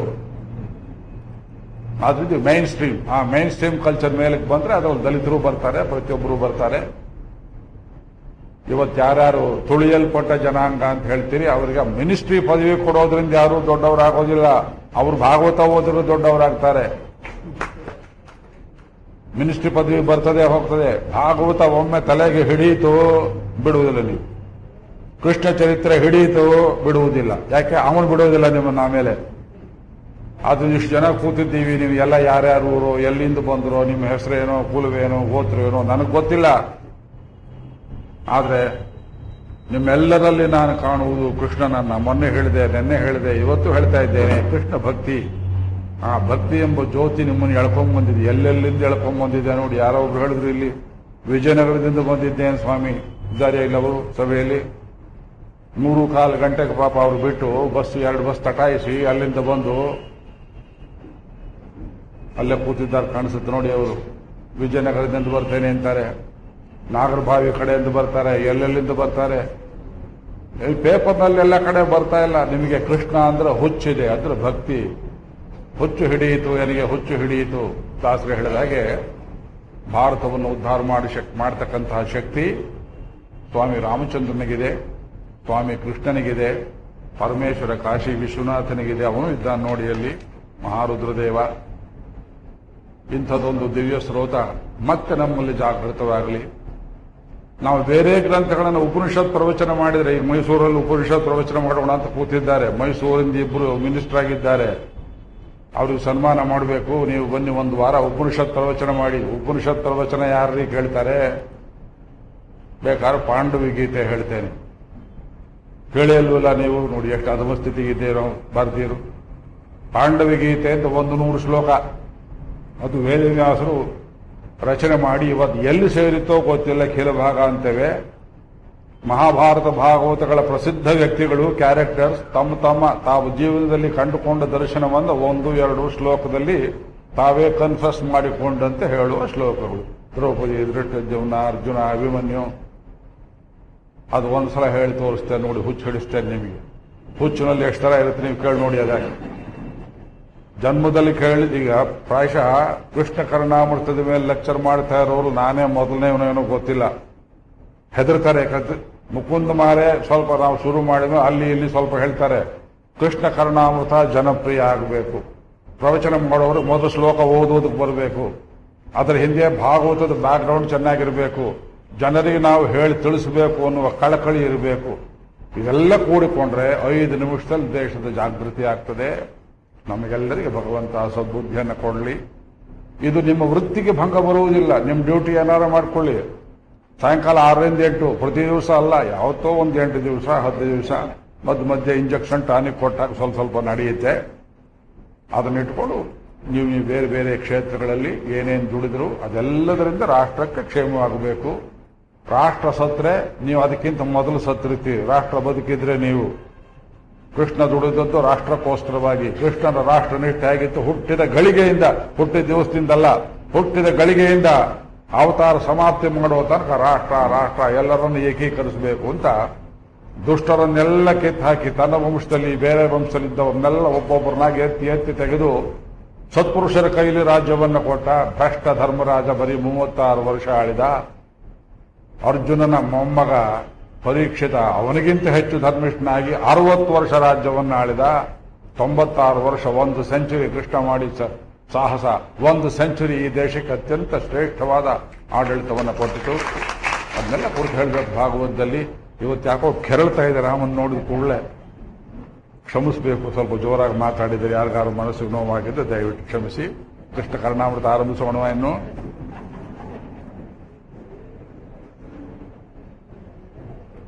ಇನ್ನೊಂದು ಮಾತು ಹೇಳಬೇಕು. ಅದು ಅರ್ಧಂಬರ್ಧ ಜಡ್ಜಿಟ್ ಯಾರೋ ಒಂದು ಮಾತು ಹೇಳಿಬಿಟ್ರಾದ್ರಿಂದ ಈಗ ಮೊದಲಲ್ಲೇ ಹೇಳಿಬಿಡ್ತೇನೆ. ಕೇಂದ್ರ ಸರ್ಕಾರ ಪುಕ ಅಂತ ಇದೆ 24ನೇ ತಾರೀಕು ಏನಾಗ್ತದೆಯೋ ಅಂತ. ಅದಕ್ಕಾಗಿ ಉತ್ತರ ದಕ್ಷಿಣ ಎಲ್ಲ ಭಾಗದಲ್ಲಿಯೂ ಬಹಳ ಬಿಗಿ ಬಂದೋಬಸ್ತು ಪೊಲೀಸ್ ಕಾವಲು ಹಾಕಿ ಅವತ್ತು 24ನೇ ತಾರೀಕು ಸೆಕ್ಷನ್ 144 ಅಂತಾರೆ. 3 ಜನಕ್ಕಿಂತ ಮೇಲೆ ಒಂದು ಕಡೆ ಸೇರೋ ಹಾಗಿಲ್ಲ. ಮಾರನೇ ದಿವಸ ಇರುತ್ತೆ. ಸ್ಕೂಲ್ ಕಾಲೇಜ್ಗೆಲ್ಲ ರಜಾ ಕೊಟ್ಟಿದ್ದಾರೆ. ಅಂದಮೇಲೆ ಪ್ರವಚನ ಏನು ಮಾಡುವುದು ಅಂತ.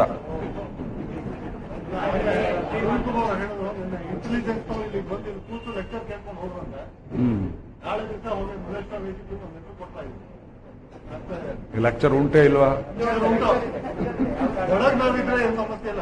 ದೊಡ್ಡ ಮನಸ್ಸು ಮಾಡಿ ಲೆಕ್ಚರ್ ನಿಲ್ಲಿಸಿದ್ರೆ ರೆಸ್ಟ್ ತಗೊಳ್ತೇನೆ ನಾನು. ಬೇಕಾದ್ರೆ ನಾಳೆಯೇ ಮಂಗಳ ಮಾಡಿ ಮುಗಿಸ್ಬಿಡೋಣ ಬೇಡವೇ? ಒಂದು ಉಪನ್ಯಾಸಕ್ಕೆ ನಾವು ಮಾನಸಿಕ ಸಿದ್ಧತೆಯಿಂದ ಬರುವಾಗ ಅದಕ್ಕೆ ಎಷ್ಟು ಶ್ರಮ ಇರ್ತದೆ ಈ ವಯಸ್ಸಿನಲ್ಲಿ ನಿಮ್ಗೆ ಅರ್ಥವಾಗುತ್ತೆ. ವೀಣೆ ತಂತಿ ಬಿಗಿದ ಹಾಗೆ ಟ್ಯೂನ್ ಮಾಡಿ ಅದು ಸರಿಯಾಗಿ ನುಡಿಸ್ಬೇಕಾದ್ರೆ ಕಿವಿ ಹಿಂಡಿ ತಂತಿಯನ್ನ ಸ್ಟ್ರೆಚ್ ಮಾಡಿರ್ತಾರಲ್ಲ, ಆ ರೀತಿ ಟೆನ್ಷನ್ ಇರ್ತದೆ ಈ ವಯಸ್ಸು. ನನಗೆ 77ನೇ ವರ್ಷ, ತಡೆಯೋದಕ್ಕಾಗೋದಿಲ್ಲ. ಶ್ಲೋಕಗಳ ಒಳಗಡೆ ಇರ್ತಕ್ಕ ಭಾವ, ಅದರೊಳಗೆ ಏನೇನು ತಂದು ಹೇಳಬೇಕು ಅನ್ನುವಂಥದ್ದು ಒಂದು ಮೆಂಟಲ್ ಕಾಂಪೋಸಿಷನ್ ಏನಿರ್ತದೆ, ಅದು ತಡೆಯೋದು ಬಹಳ ಕಷ್ಟ. ಮೋಡದಲ್ಲಿ ನೀರು ತುಂಬಿಕೊಂಡ್ರೆ ಅದು ಬಿರುದು ಸುರಿಯೋ ತನಕ ಅದಕ್ಕೆ ಹೇಗೆ ರಿಲೀಫ್ ಇಲ್ವೋ, ಪ್ರವಚನ ಮಾಡಿ ಮುಗಿಸೋ ತನಕ ನಮಗೆ ರಿಲೀಫ್ ಇಲ್ಲ. ರಿಲೀಫ್ ಬಂದ ಮೇಲೆ ಶರೀರ ವಿಲಿ ಅಂತ ಒದ್ದಾಡುತ್ತೆ. ಲೆಕ್ಚರ್ ಮಾಡಿ ನೋಡಿ ಗೊತ್ತಾಗುತ್ತೆ ನಿಮಗೆ ಅದೆಲ್ಲ. ಅದು ನೀವು ದಯಮಾಡಿ ದೊಡ್ಡ ಮನಸ್ಸು ಮಾಡಿ ನಾಳೆ ಮಂಗಳ ಮಾಡಿಬಿಟ್ರೆ, ಅವ್ರು 3 ವರ್ಷದಿಂದ ಹೇಳ್ತಾ ಇದ್ದಾರೆ ಅವ್ರ ಗೋಳು ತಡೆಯಲಾರದೆ ವರ್ಷ ಒಪ್ಕೊಂಡಿದ್ದೇನೆ ನಾನು. ಹೋದ ವರ್ಷ ನಿಮ್ಮ ಗೋಳಿಗೋಸ್ಕರವಾಗಿ ಮುಕುಂದ ಮಾಲೆಯನ್ನ ಪ್ರವಚನ ಮಾಡಿದ್ದಾಯ್ತು. ಗೋಳು ಅಂತ ಕೆಟ್ಟ ಮಾತು ಅಂತ ತಿಳ್ಕೊಬೇಡಿ, ಹೀಗೂ ಕೇಳೋರು ಇದ್ದಾರಲ್ಲ ಅಂತ ಆಶ್ಚರ್ಯವಾಗುತ್ತೆ. ಮುಕುಂದ ಮಾಲೆಯನ್ನು ಜನ ಕೇಳಿ ಆನಂದ ಪಟ್ಟಿದ್ದೀರಿ, ಕೃಷ್ಣ ಕರ್ಣಾಮೃತ ಕೇಳಿ ಆನಂದ ಪಟ್ಟಿದ್ದೀರಿ. ಭಗವಂತ ಮನಸ್ಸು ಮಾಡಿದ್ರೆ ನನಗೂ ಒಂದು 20 ವರ್ಷ ಹಿಂದೆ ವಯಸ್ಸು ತಳ್ಳಿ ಯೌವನವನ್ನು ಕೊಟ್ರೆ,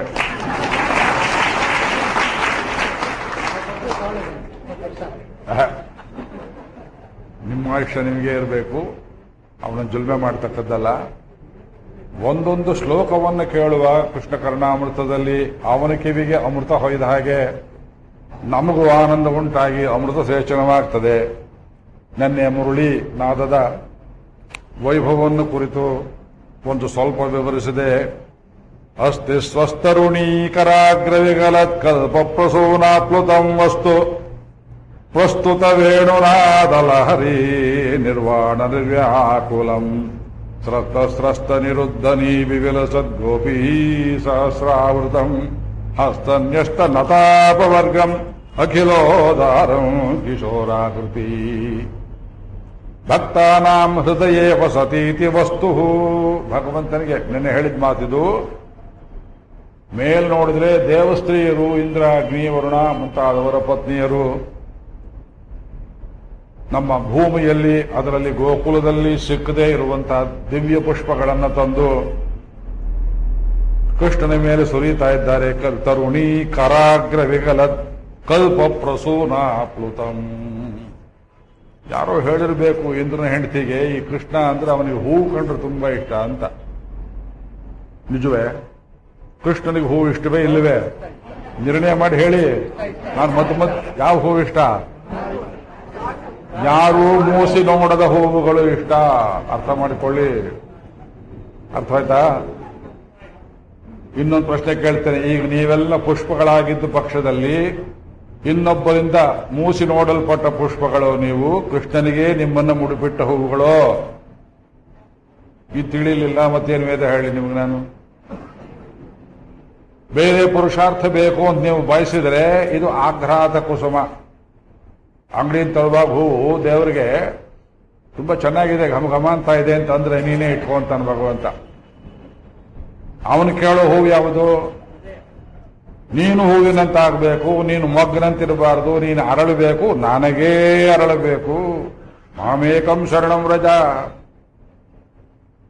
ನನ್ನನ್ನೇ ಹೊಂದಬೇಕು, ನನಗೇ ಇಡಬೇಕು. ಅದು ರಾಧೆ ಮಾಡಿದ್ಲು. ರುಕ್ಮಿಣಿಗಾದ್ರೂ ಇನ್ನೊಬ್ಬ ಆಸೆ ಪಟ್ಟಿದ್ದ ಶಿಶುಪಾಲ. ಸತ್ರಾಜಿತನ ಮಗಳು ಸತ್ಯಭಾಮಾದೇವಿಯನ್ನ ಮದುವೆ ಮಾಡ್ಕೋಬೇಕು ಅಂತ ಅಕ್ರೂರನಿಗೆ ಆಸೆ ಇತ್ತಂತೆ. ಎಲ್ಲರೂ ಕೇಳಿದ್ದೀರಾ ಅಂತ ಭಕ್ತನಿಗೆ? ಬರೆದಿದ್ದು ವಿಷ್ಣು ಪುರಾಣದಲ್ಲಿ ಮರ್ಯಾದೆ ಕಳೆದು ಬಿಟ್ಟಿದ್ದಾರೆ. ಅವಳು ಯಾರಿಗಾಗಿ ಹುಟ್ಟಿದ್ರು ಭೂದೇವಿ ಅನ್ನೋದು ಒಂದು ಕಾಲದಲ್ಲಿ ಅಕ್ರೂರನಿಗೂ ತಿಳಿಲಿಲ್ಲ. ಅಷ್ಟರ ಮಟ್ಟಿಗಾದರೂ ಆಸೆ ಪಟ್ಟರು. ಈ ರಾಧೆಯನ್ನು ಯಾರು ಆಸೆ ಪಡಲಿಲ್ಲ.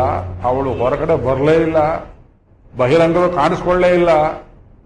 ಎಲ್ಲೋ ಇದ್ರೂ ಪರವಾಗಿಲ್ಲ, ಈ ಚೇತನ ಪೂರ್ತಿ ಕೃಷ್ಣನಿಗೆ. ಹಾಗೆ ನಾಚ್ಯಾರ್ ಗೋದಾದೇವಿ ನಾಡಿನೀಯನ್ನೈ ವೆಂಗಡವರ್ಕಿ ವಿಧಿ ಎನ್ನ ವಿಮ್ಮಾತ್ತಂ ನಾಂ ಕಡವ ವಣ್ಣಮೇ ನಲು. ವೆಂಕಟೇಶ್ವರನಿಗೆ, ರಂಗನಾಥನಿಗೆ, ಅವನಿಗೆ ನನ್ನನ್ನು ವಿಧಿಸಿಬಿಡು, ತನಕ ಅವನೇ ಸಾಕು ಅಂತ ಹುಟ್ಟಿದಾಗಲಿಂದ ಭೂದೇವಿ, ಅವಳು ಭೂವಂಶ. ಇದು ಅನಾಘಾತ ಪುಷ್ಪ. ಎರಡು ಉದಾಹರಣೆ ಯಾಕೆ ಕೊಟ್ಟೆ ಅಂದ್ರೆ, ಇದು ನೋಡಿ, ಈ ವ್ರತ ನಿಮ್ಮ ಕೈಲಿ ಪಾಲಿಸೋಕ್ಕಾಗತ್ಯಾ? ಒಂದು ಹಣ್ಣು ನೋಡಿದ್ರಿ, ನಮ್ಮ ಕೃಷ್ಣನಿಗಿರಲಿ. ಒಂದು ಒಳ್ಳೆ ಪಂಚೆ ಸೀರೆ ಯಾರೋ ಕೊಟ್ರು, ಇರಲಿ, ಅದು ರಾಮನಿಗೆ ಕೃಷ್ಣನಿಗೆ ಧರಿಸಿ ಆಮೇಲೆ ಉಡುತ್ತು ಕಳೆಯಿಂದ ನೀನು ಪೀತಕವಾಡಿ ಉಡುತ್ತು ಕಲತ್ತದುಂಡು. ಎಂಥ ದೀಕ್ಷೆ ಕೊಟ್ಟಿದ್ದಾರೆ ಪರ್ಯಾಯವಾರರು.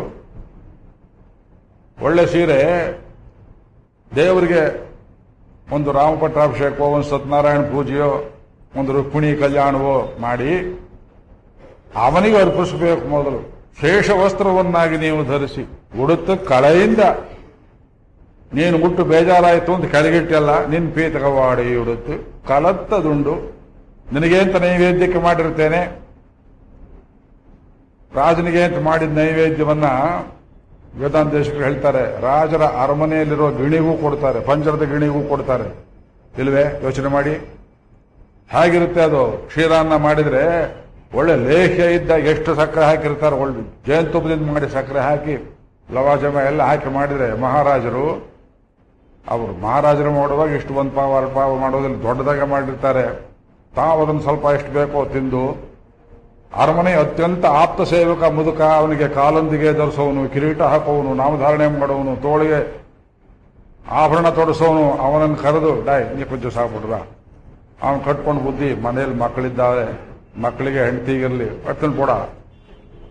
ಅರಮನೆಯಲ್ಲಿರೋ ತನ್ನ ಆಪ್ತ ಉಳಿದವರಿಗೆಲ್ಲ ಕೊಟ್ಟು ಅದು ಗಿಳಿ ಕೊಂಡು ಬೇಡ, ಆ ಸ್ಥಾನದ ಗಿಳಿಯನ್ನು ತರಿಸಿ ಮುದ್ದು ಗಿಣಿಯನ್ನ ಅದಕ್ಕೂ ಕೊಡುವಂತೆ. ಭಗವಂತನಿಗೆ ಅಂತ ಮಾಡಿದ ನೈವೇದ್ಯ ಖಂಡಿತ ನಿಮಗೂ ಸಿಗ್ತದೆ. ನಿಮಗೆ ಅಂತ ಮಾಡ್ಕೋಬೇಡಿ, ಸಂಕಲ್ಪ ಮಾಡಬೇಡಿ. ಇಲ್ವೇ? ಏ ಪಚಂತಿ ಆತ್ಮಕಾರಣಾತ್ ಭುಂಜತೇತು ಅಘಂ ಪಾಪಂ. ಭಗವದ್ಗೀತೆಯಲ್ಲಿ ನನಗೆ ಅಂತ ಉದ್ದೇಶ ಮಾಡಿ ನೀ ಬೇಯಿಸ್ಕೊಂಡ್ರೆ ನೀ ತಿನ್ನೋದು ಅನ್ನಬಲ್ಲವೋ ಮಗು, ನೀ ತಿನ್ನುವುದು ಪಾಪ, ಪಾಪವನ್ನು ತಿಂತೀಯ ಎಂದ್ರು. ಅನ್ನ ಸೂಕ್ತದಲ್ಲಿ ಇದನ್ನೇ ಹೇಳಿದರು. ಆದ್ರಿಂದ ಭಗವಂತನಿಗೆ ನೈವೇದ್ಯ ಮಾಡಿ ಕಲತ್ತದುಂಡು ತೊಡುತ್ತ ತುಳಾಯಿ ಮದ. ನೀನು ಮುಡ್ಕೊಂಡ ಪುಷ್ಪ ತುಳಸಿ. ತುಳಸಿ ಮನುಷ್ಯರು ಮುಡಿಯಬಾರದು, ಮನುಷ್ಯರು ಧಾರಣೆ ಮಾಡ್ತಕ್ಕ ತುಳಸಿ ಮಹಿಮೆ ಹೇಳ್ತೇನೆ ಇವತ್ತು. ಹೇಳ್ತಾರೆ ಶ್ರೀಮದ್ ಭಾಗವತದಲ್ಲಿ, ಶ್ಲೋಕನೇ ಹೇಳಿ ತೋರಿಸ್ಬೇಕು ನಿಮಗೆ, ಬಂದಾಗ ಮುಂದೆ ಸಂದರ್ಭ ಹೇಳ್ತೇನೆ, ಅರ್ಥ ಹೇಳಿಬಿಡ್ತೇನೆ. ತುಳಸಿಗೆ ಲಕ್ಷ್ಮೀ ದೇವಿಗೆ ಅಸೂಯೆ ಉಂಟಾಯಿತಂತೆ, ಸ್ಪರ್ಧೆ. ಕೇಳಿದ್ದೀರಾ? ತುಳಸಿಗೆ ಲಕ್ಷ್ಮೀದೇವಿಗೆ ಈರ್ಷೆ, ಅಸೂಯೆ.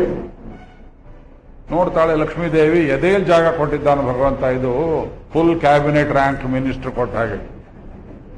ಒಂದು ಕಡೆಯಲ್ಲಿ ಶ್ರೀದೇವಿ, ಒಂದು ಕಡೆಯಲ್ಲಿ ಭೂದೇವಿ, ವೆಂಕಟೇಶ್ವರ. ಬಂದವರು ಏನ್ ಮಾಡ್ತಾರೆ, ನಿಮ್ಮಂತಹ ಭಕ್ತರು ತುಳಸಿ ತಗೊಂಡು ಬಂದು ಕೇಶವಾಯನ ಮಹಾನಾರಾಯಣನ ಭಗವಂತನ ಪಾದಕ್ಕೆ ಅರ್ಚನೆ ಮಾಡುವುದನ್ನು ನೋಡಿ ತುಳಸಿ ನೋಡಿದಳು. ನನಗೆ ಬೇಕಾಗಿತ್ತಲ್ಲ ಜಾಗ. ಬಂದವರು ಅಲ್ಲೇ ನೋಡ್ತಾರೆ, ತುಳಸಿ ಅಲ್ಲೇ ಹಾಕ್ತಾರೆ ಎಂಬುದಾಗಿ ತುಳಸಿಯನ್ನು ತೆಗೆದು ಪಾದದಲ್ಲಿ ಜಾಗವನ್ನು, ಎದೆಯಲ್ಲಿ ಕೊಟ್ಟ ಜಾಗ ಬೇಡ ಅಂತ ಹೇಳಿ ಪಾದವನ್ನು ಆಶ್ರಯ ಮಾಡಿದಳು. ಅಂತಹ ಪಾದದಲ್ಲಿರುವ ಒಂದು ತುಳಸಿ ದಳವನ್ನು ಕೊಡು ಎಂಬುದಾಗಿ ಬ್ರಾಹ್ಮಣ ಪತ್ನಿಯರು ಶ್ರೀಕೃಷ್ಣನನ್ನ ಬುಟ್ಟಿಯಲ್ಲಿ ಅಡಿಗೆ ಎಲ್ಲ ತಗೊಂಡ್ಬಂದಾಗ ಯಜಮಾನರಿಗಿಲ್ಲದೆ ಬುದ್ಧಿ ಸ್ತ್ರೀಯರಿಗೆ ಬಂದದ್ದು ಅವರು ಹೇಳುವ ಶ್ಲೋಕಗಳಲ್ಲಿ ಭಾಗವತದಲ್ಲಿ ಕೊಟ್ಟಿದ್ದಾರೆ. ಇಡೀ ಭಾರತ ದೇಶದಲ್ಲಿ ಭಗವಂತನ ಪಾದದಲ್ಲಿಯೇ ಎದೆಯನ್ನೇ ಬಿಟ್ಟು ಪಾದದಲ್ಲಿಯೇ ಲಕ್ಷ್ಮಿ ಹೀಗೆ ಆಸೆ ಮಾಡಿ ವಾಸ ಮಾಡುವ ಜಾಗ ನೀವು ನೋಡುವುದು ಮೇಲ್ಕೋಟೆ ಚಲುವರಾಯನ ಪಾದಗಳಲ್ಲಿ ಮಾತ್ರ. ತಿರುಪತಿಯಲ್ಲಿ ಎದೆ ಬಿಟ್ಟು 1 ಇಂಚು ಕೆಳಗಿಳಿಯೋದಿಲ್ಲ ಅಮ್ಮಣ್ಣಿ. ಅವಳು ಅಲ್ಲೇ ಹಿಡ್ಕೊಂಡು ಕೂತಿದ್ದಾಳೆ, ಅದು ಹೈಕಮಾಂಡ್. ಭಗವಂತನ ಕಿವಿ ಹಿಂಡೋದಿಕ್ಕೆ ನೀವು ಅದನ್ನೇ ನೋಡ್ತೀರಿ, ಪಾದ ನೋಡೋದಿಲ್ಲ. ಕಾಂಚೀಪುರದಲ್ಲಿ, ಶ್ರೀರಂಗದಲ್ಲಿ ಎಲ್ಲಿಯೂ ಲಕ್ಷ್ಮೀ ಪಾದದಲ್ಲಿ ಇಲ್ಲ. ಲಕ್ಷ್ಮೀ ಪಾದದಲ್ಲಿರುವುದು ಅದು ಒಂದೇ ಕಡೆಯಲ್ಲಿ, ಮೇಲ್ಕೋಟೆಯಲ್ಲಿ ತಿರುನಾರಾಯಣಂತಾಳ್. ಕಾಲಂಪೆರ ಸಿಂಧಿತ್ತು ಇಮಿನೋ ತಿರುನಾರಾಯಣ. ಅದಕ್ಕೆ ತಿರುನಾರಾಯಣ ಯಾಕೆ ಬಂತು ಅಂದ್ರೆ ಲಕ್ಷ್ಮಿ ಅಲ್ಲೇ ಕೂತಿದ್ದಾಳೆ ಪಾದವನ್ನು ನೋಡುವುದಕ್ಕೋಸ್ಕರವಾಗಿ. ಆದ್ರಿಂದ ದೇವತಾ ಸ್ತ್ರೀಗಳು ಪುಷ್ಪವನ್ನ, ದೇವಲೋಕದ ಪುಷ್ಪ ಎಲ್ಲಿ ಸಿಕ್ಕುತ್ತೆ ಕೃಷ್ಣನಿಗೆ? ಬೃಂದಾವನದಲ್ಲಿ ಸಿಕ್ಕೋದಿಲ್ಲ, ಅಯೋಧ್ಯೆಯಲ್ಲಿ ಸಿಕ್ಕೋದಿಲ್ಲ ಅಂತ ಸ್ವಸ್ತರುಣೀಕರಾಗ್ರ ವಿಗಲತ್ ಕಲ್ಪ ಪ್ರಸೂನಾಪ್ಲುತಂ ಆಪ್ಲುತಂ ಕೊಚ್ಚುತ್ತಾ ಇದೆ. ಮೇಲಿನಿಂದ ಒಂದೇ ಸಮ ಹೂ ಸುರಿದು ಸುರಿದು ಸುರಿದು ಒರೆಸ್ಕೊಳ್ಳೋದಕ್ಕೆ ವೇಳೆಲ್ಲ ಕೃಷ್ಣನಿಗೆ. ಪ್ರಸ್ತುತ ವೇಣುನಾದಲಹರಿ ನಿರ್ವಾಣದಿರು ಯಾಕುಲಂ. ಪ್ರಸ್ತುತ ಅವನು ತೊಡಗಿಬಿಟ್ಟಿದ್ದಾನೆ. ವೇಣುನಾದ ಲಹರಿ. ಲಹರಿ ಅಂದ್ರೇನು? ತರಂಗವಾಗಿ ಎದ್ದು ಬರ್ತಾ ಇದೆ. ಆ ಯಾವ ರಾಗು ಏನು ಕಥೆ ಬರೆದಿಲ್ಲ. ಆಲಾಪನೆ ಶುರು ಮಾಡಿದ್ರೆ 1, 2 ಅದು ಹಿಂದೂಸ್ತಾನಿ ಪದ್ಧತಿ ಇದ್ದಾಗೆ ರೌಂಡ್ ರೌಂಡ್ ರೌಂಡ್ ರಿಂಗ್ ಇದ್ದ ಹಾಗೆ. ನಮ್ಮ ದಕ್ಷಿಣಾದಿ ಸಂಗೀತ ಮೆಟ್ಲು ಹೋದ ಹಾಗೆ. ಹಿಂದೂಸ್ತಾನಿ ಸಂಗೀತ ಕಮಲ ಪುಷ್ಪ ಇದ್ದ ಹಾಗೆ. ಒಂದು ಸೆಂಟರ್ ಸುತ್ತ ತಿರುಗಿ ಅಲ್ಲೇ ಬರುವುದು, ತಿರುಗಿ ರೌಂಡ್ ಹೊಡೆಯೋದು, ಅಲ್ಲೇ ಬರುವುದು. ಪದ್ಧತಿಯೇ ಬೇರೆ. ಎರಡೂ ಚೆನ್ನಾಗಿದೆ. ಒಂದೇ ರಾಗವನ್ನು 2 ಗಂಟೆ 3 ಗಂಟೆ ಕಾಲ ಹಾಡ್ತಾರೆ. ಒಂದು ಮಾಲ್ಖೌನ್ಸ್ ರಾಗವನ್ನು ಬೆರಗಾಗಿ ಹೋಗ್ತೀರಿ ನೀವು. ಇದು ಹಿಂದೆ ಅರಿಯಕುಡಿ ರಾಮಾನುಜಯ್ಯಂಗಾರ್ ಬರೋಕ್ ಮುಂಚೆ ನಮ್ಮ ದಕ್ಷಿಣಾದ್ಯ ಸಂಗೀತ ಹೀಗೆ ಇತ್ತು. ಇದು ಬೇಜಾರಾಗೋಯ್ತು ಅಂತ ಅವ್ರೇನ್ ಮಾಡಿದ್ರು, ಚೌ ಮಾಡಿದಾಗ ತಟ್ಟೆಯಲ್ಲಿ ಒಂದು ವರ್ಣ ಗಿರಣ ಅದು ಇದು ಮಾಡಿ 28 ಯಾವ ರಾಗದಲ್ಲಿ ಯಾರಿಗೂ ತೃಪ್ತಿ ಬರದೇ ರೋಗ ಮಾಡಿ ಇಟ್ಬಿಟ್ರು ಮಹಾರಾಯರು. ರಾಗ ತಾನ ಫಲು ಯಾರು ಕೇಳೋದೇ ಇಲ್ಲ. ಆದ್ರೆ ಕೃಷ್ಣನಿಗೆ ಇದು ಕಚೇರಿ ಅಲ್ಲ. ಎದುರಿಗೆ ಯಾರು ಕೂತಿದ್ರು ಅಂತ ಗೊತ್ತಿಲ್ಲ. ವೇಣುನಾದ ಲಹರಿ ನಿರ್ವಹಣ ನಿರ್ವ್ಯಾಕುಲಂ. ಲಹರಿ ಹೇಳ್ತಾ ಇದೆ. ಸಮುದ್ರದಲ್ಲಿ ತರಂಗಗಳು ಬರೋ ಹಾಗೆ ಅದರಲ್ಲಿ ಮುಳುಗಿಬಿಟ್ಟಿದ್ದಾನೆ. ನಿರ್ವಾಣ ಹೊಂದಿದ್ದಾನೆ, ಸಮಾಧಿಯನ್ನು ಹೊಂದಿದ್ದಾನೆ, ಸಂಗೀತ ಲೋಲನಾಗಿದ್ದಾನೆ. ಅದರಿಂದ ನಿರ್ವ್ಯಾಕುಲಂ. ದೇವಸ್ತ್ರೀಗಳು ಅವನ ಚಿತ್ತವನ್ನು ಚಂಚಲ ಮಾಡುವುದಕ್ಕೆ, ವ್ಯಾಕುಲ ಮಾಡುವುದಕ್ಕೆ, ಚಪಲ ಮಾಡುವುದಕ್ಕೆ ಎಷ್ಟು ಪ್ರಯತ್ನ ಪಟ್ಟರು. ಎಂತೆಂಥ ಹೂವನ್ನು ಸುರಿಸಿದ್ರು ನಿರ್ವ್ಯಾಕುಲಂ. ಹೇಗಿದ್ದಾರೆ ಇದೆ ನಿರ್ವಾಣ ನಿರ್ವ್ಯಾಕುಲಂ. ಒಂದು ಒಳ್ಳೆ ಸಂಗೀತ ನೀವು ಕೇಳ್ತಾ ಇದ್ರೆ ಮೈ ಮೇಲೆ ಹಾವು ಹರಿದ್ರೂ ಗೊತ್ತಾಗೋದಿಲ್ಲ.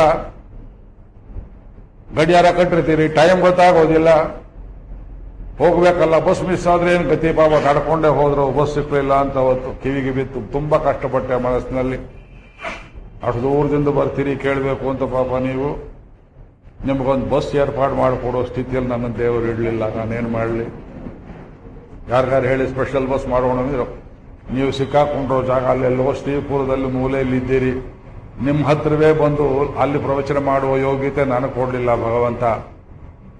ಆಕ್ಟೋಪಸ್ ಇದ್ದಾಗಿದೆ ಬೆಂಗಳೂರು. ಇಲ್ಲಿ ಮಾಡಿದ್ರೆ ಅಲ್ಲಿಲ್ಲ, ಅಲ್ಲಿ ಮಾಡಿದ್ರೆ ಇಲ್ಲಿಲ್ಲ. ಒಂದು ಕಡೆ ಹೋಗೋಕ್ಕಾಗೋದಿಲ್ಲ. ನಿರ್ವಾಣ ನಿರ್ವ್ಯಾಕುಲಂ. ಸಂಗೀತವನ್ನು ಕೇಳಿದ್ರೆ ಮೈ ಮನಸ್ಸು ಎಲ್ಲ ಮರೆತು ಹೋಗ್ತದೆ, ದೇಶಕಾಲ ಮರೆತು ಹೋಗ್ತದೆ. ಅದರಲ್ಲಿ ಕೃಷ್ಣನ ಕೊಡಲು ಯಪ್ಪ, ಸರಸ್ವತಿ ವೀಣೆ ಏನು ಇಲ್ಲ ಅದರ ಮುಂದೆ. ಕೃಷ್ಣನ ಕೊಳಲು ವೇಣುನಾದ ಲಹರಿ ನಿರ್ವಾಣ ನಿರ್ವ್ಯಾಕುಲಂ. ದೇವತೆಗಳು ಹಾಗೆ ಮಾಡಿದ್ರು. ಗೋಪಿ ಸ್ತ್ರೀಯರೇನು ಮಾಡಿದ್ರು? ಸ್ರಸ್ತ ಸ್ರಸ್ತ ನಿರುದ್ಧನೀ ವಿವಿಲಸತ್ ಗೋಪಿ ಸಹಸ್ರಾವೃತ. ಗೋಪ ಸ್ತ್ರೀಯರು ಗೊಲ್ಲರು ನೋಡಿ, ಇವ್ರ ಮಡಿ ಗೊತ್ತಿಲ್ಲ, ಮೈಲಿಗೆ ಗೊತ್ತಿಲ್ಲ, ಗರ್ವ ಗೊತ್ತಿಲ್ಲ, ಹಮ್ಮು ಬಿಮ್ಮು ಇಲ್ಲ. ನಮ್ಮ ಯಜಮಾನ್ರು ಅಂಥವ್ರು ಹೇಳ್ಕೊಳ್ಳೋಕೆ ಇಲ್ಲೆಲ್ಲ ದನ ಮೇಯಿಸೋರು ಪ್ರತಿಯೊಬ್ಬರು. ನಿರುದ್ಧನೀ ವಿವಿಲಸದ್ ಗೋಪಿ ಸಹಸ್ರಾವೃತಂ. ಅವರು ಒಂದು ಕೈಲಿ ಹ್ಯಾಗ್ ಬಂದಿದ್ರೋ ಏನು ಕತ್ತೋ ಸರಿಯಾಗಿ ಕಟ್ಕೊಂಡಿದ್ರೋ ಇಲ್ವೋ ಸೀರೆ, ಆ ಕೃಷ್ಣನ ಕೊಳ್ಳಲಿನ ಚಲುವಿಗೆ ಲಹರಿಗೆ ಸೀರೆ ಕೂಡ ಬಿಚ್ಚಿ ಹೋಗ್ತಾ ಇದೆ. ಮನಸ್ಸು ಬಿಚ್ಚುವುದ್ರಲ್ಲೇನ ಆಶ್ಚರ್ಯ. ಅವ್ರಿಗೆ ಅದರ ಮೇಲೆ ಒಂದು ಕಡೆ ಮಾನ ಹೋಗುತ್ತಲ್ಲ ಅಂತ ಕೃಷ್ಣ ಮನಸ್ಸಲ್ಲಿ ಯೋಚನೆ ಮಾಡಿದ, ಅದನ್ನ ಬಿಟ್ರೆ ನಿಮಗೆ ಮೋಕ್ಷ ಕೊಡ್ತೇನೆ ಅಂತ. ಹಸ್ತನ್ಯಸ್ತ ಅತಾಪವರ್ಗಂ ಅಖಿಲೋದಾರಂ ಕಿಶೋರಾಕೃತಿ. ಕಿಶೋರಾಕೃತಿ ಸಣ್ಣ ಮಗು, ಇವನು ಮೋಕ್ಷ ಕೊಡ್ತಾನೆ. ಸಣ್ಣ ಮಗು ಮೋಕ್ಷ ಕೊಡ್ತಾನೆ. ಅವನು ಬೇಡೋದೇನು? ಬೆಣ್ಣೆಯನ್ನ. ಏನು ವಿಕಾರ ಇದು? ನೀ ಬೆಣ್ಣೆ ಕೊಡು, ಬೆಣ್ಣೆ ನಾ ಕೊಟ್ರೆ ನೀನೇನು ಕೊಡ್ತೀಯ? ನಾ ಮೋಕ್ಷ ಕೊಡ್ತೀನಿ. ಇದು ಅರ್ಥ ಮಾಡ್ಕೊಂಬಿಡಿ, ಭಾಗವತ ತಿಳಿದು. ಬೆಣ್ಣೆ ಸಂಸ್ಕೃತಿ ಕನ್ನಡದಲ್ಲಿ ಬೆಣ್ಣೆ ಅಂತ ಅಕಸ್ಮಾತ್ ಒಂದು ನಾವತ್ತು ಕೊಡಲಿಲ್ಲ ಅಂದ್ರೆ ಅನರ್ಥವಾಗಿ ಹೋಗುತ್ತೆ, ಬೆಣ್ಣೆ ಆಗ್ಬಿಡುತ್ತೆ ಅದು. ಈ ಬೆಣ್ಣೆ ಶಬ್ದ ಹಾಗೆ ವೆಣ್ಣೈ, ವೆಳ್ನೈ, ಬಿಳಿ ತುಪ್ಪ ಅಂತ ತಮಿಳಲ್ಲಿ ವೆಣ್ಣೈ, ವೆಳ್ನೈ. ಅದು ತುಪ್ಪ ಇದ್ದ ಹಾಗೆ ಹೆಚ್ಚುಕೊಂಡು 1 ಡಿಗ್ರಿ ಹಿಂದೆ ಅವಸ್ಥೆ ನಾವು ಬೆಣ್ಣೆ ಅಂದ್ಬಿಡ್ತೇವೆ. ಸಂಸ್ಕೃತದಲ್ಲಿ ಹಯ್ಯಂಗವೀನ ಅಂತ ಒಂದು ಶಬ್ದ, ನವನೀತ ಅಂತ ಒಂದು ಶಬ್ದ. ಹಯ್ಯಂಗವೀನಂ ವೇದಾಂತೇಶಕರು ಗೋಪಾಲ ವಿಂಶತಿಯಲ್ಲಿ ಬಳಸಿದ್ದಾರೆ. ಹರ್ತುಂ ಕುಂಭೆ, ಒಂದು ಮಡಿಕೆಯಲ್ಲಿ ಬೆಣ್ಣೆ ಇತ್ತು, ಅದರಲ್ಲಿ ಕೈ ಇಟ್ಟಿದ್ದಾನೆ. ದೃಷ್ಟ್ವಾದಾಮಗ್ರಹಣ ಚಟುಲಾಂ ಮಾತರಂ ಜಾತರೋಷಾಂ.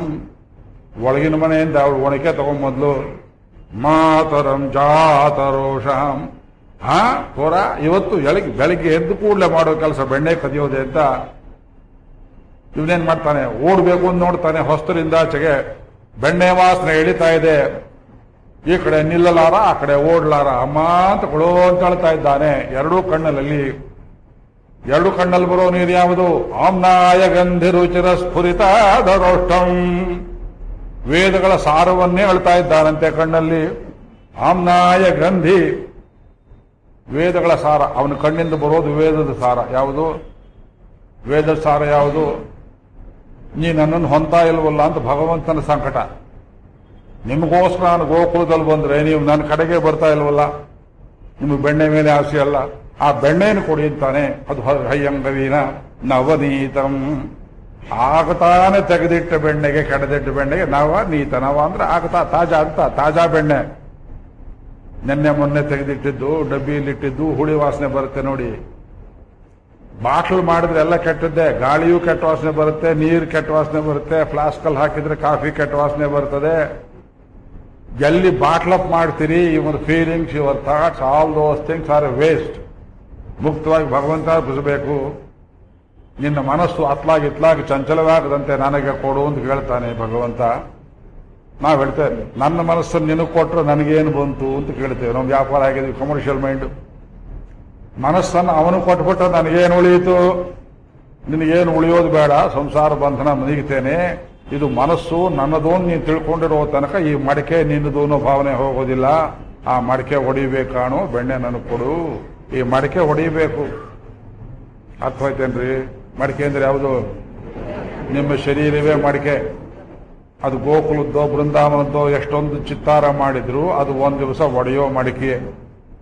ಅದು ಒಡೆದು ತೋರಿಸ್ತಾರೆ ಸ್ಮಶಾನದಲ್ಲಿ. ಒಬ್ಬ ಹೋದಾಗ ಮಡಿಕೆ ತೂತು ಮಾಡಿ ಒಡೆದು ತೋರಿಸ್ತಾರೆ. ಅದು ಒಡೆಯೋ ಮಡಿಕೆ. ನಮ್ಗೆ ಜ್ಞಾನ ಇಲ್ಲ. ತ್ವರಯಾವನ್ನ ವಿದ್ಯತೆ ಮಾತಾ ಪುಣ್ಯ ಪುಣ್ಯೇನ ಪ್ರೀತೇಯಂ ನೌಹು ತ್ವಯ. ಅಷ್ಟು ಪುಣ್ಯ, ಜನ್ಮಾಂತರ ಪುಣ್ಯ ಮಾಡಿ ಶರೀರವೆಂಬ ಮಡಿಕೆಯನ್ನ, ನಾವೆಯನ್ನ, ದೋಣಿಯನ್ನ ಹೊಂದಿದ್ದೀಯೇ. ತ್ವರ ಯಾವನ್ನ ವಿದ್ಯತೆ. ಇದು ಒಡೆಯೋದ್ರೊಳಗೆ ನೀನು ಕೆಲಸವನ್ನು ಮಾಡಿಕೊಂಡ್ಬಿಡು ಮಹಾರಾಯ. ನೀನಿರೋದು ಮಣ್ಣಿನ ಮಡಿಕೆಯಲ್ಲಿ. ಅರ್ಧ ವಯಸ್ಸಾಯಿತು, ದದ್ದಾಗಿರುತ್ತೆ ಮಡಿಕೆ, ಸ್ವಲ್ಪ ಸೌರಭ ಶುರುವಾಗುತ್ತೆ. ಸೆಲೆಬ್ರೇಷನ್ ನೋಡಿ, ಮಡಿಕೆ ಒಡೆದ ಮಡಿಕೆ ಹೋಗ್ತಾ ಇದೆ. ಎಷ್ಟೊಂದು ಒಡೆದ ಮಡಿಕೆಗಳು. ಬುದ್ಧಿ ಇದೆಯಾ ಅವರಿಗೆ? ಬುದ್ಧಿ ಇದೆಯೇ? ಎಲೆಕ್ಷನ್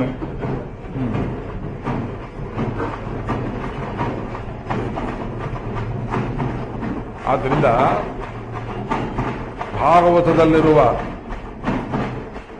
ಕೃಷ್ಣ ಚರಿತ್ರೆಯ ಬಾಲಲೀಲೆಗಳ ಅರ್ಥ ಇಷ್ಟೇ. ನಿನ್ನ ಮನಸ್ಸನ್ನು ನನಗೆ ಕೊಡು, ನಾನು ನಿನಗೆ ಇನ್ನೊಮ್ಮೆ ಮಡಿಕೆಯಲ್ಲಿ ಬೀಳದೆ ರೋಗ ಮಾಡ್ತೇನೆ. ಇಲ್ಲೇ ಶ್ಲೋಕ ಹೇಳ್ತಾರೆ ಇನ್ನೊಂದು ಕಡೆಯಲ್ಲಿ, ಏ ಗೋಪಾಲಕೃಷ್ಣ, ನೀನು ನಂದಗೋಪನ ಮಗ. ಎಲ್ಲ ಶ್ಲೋಕ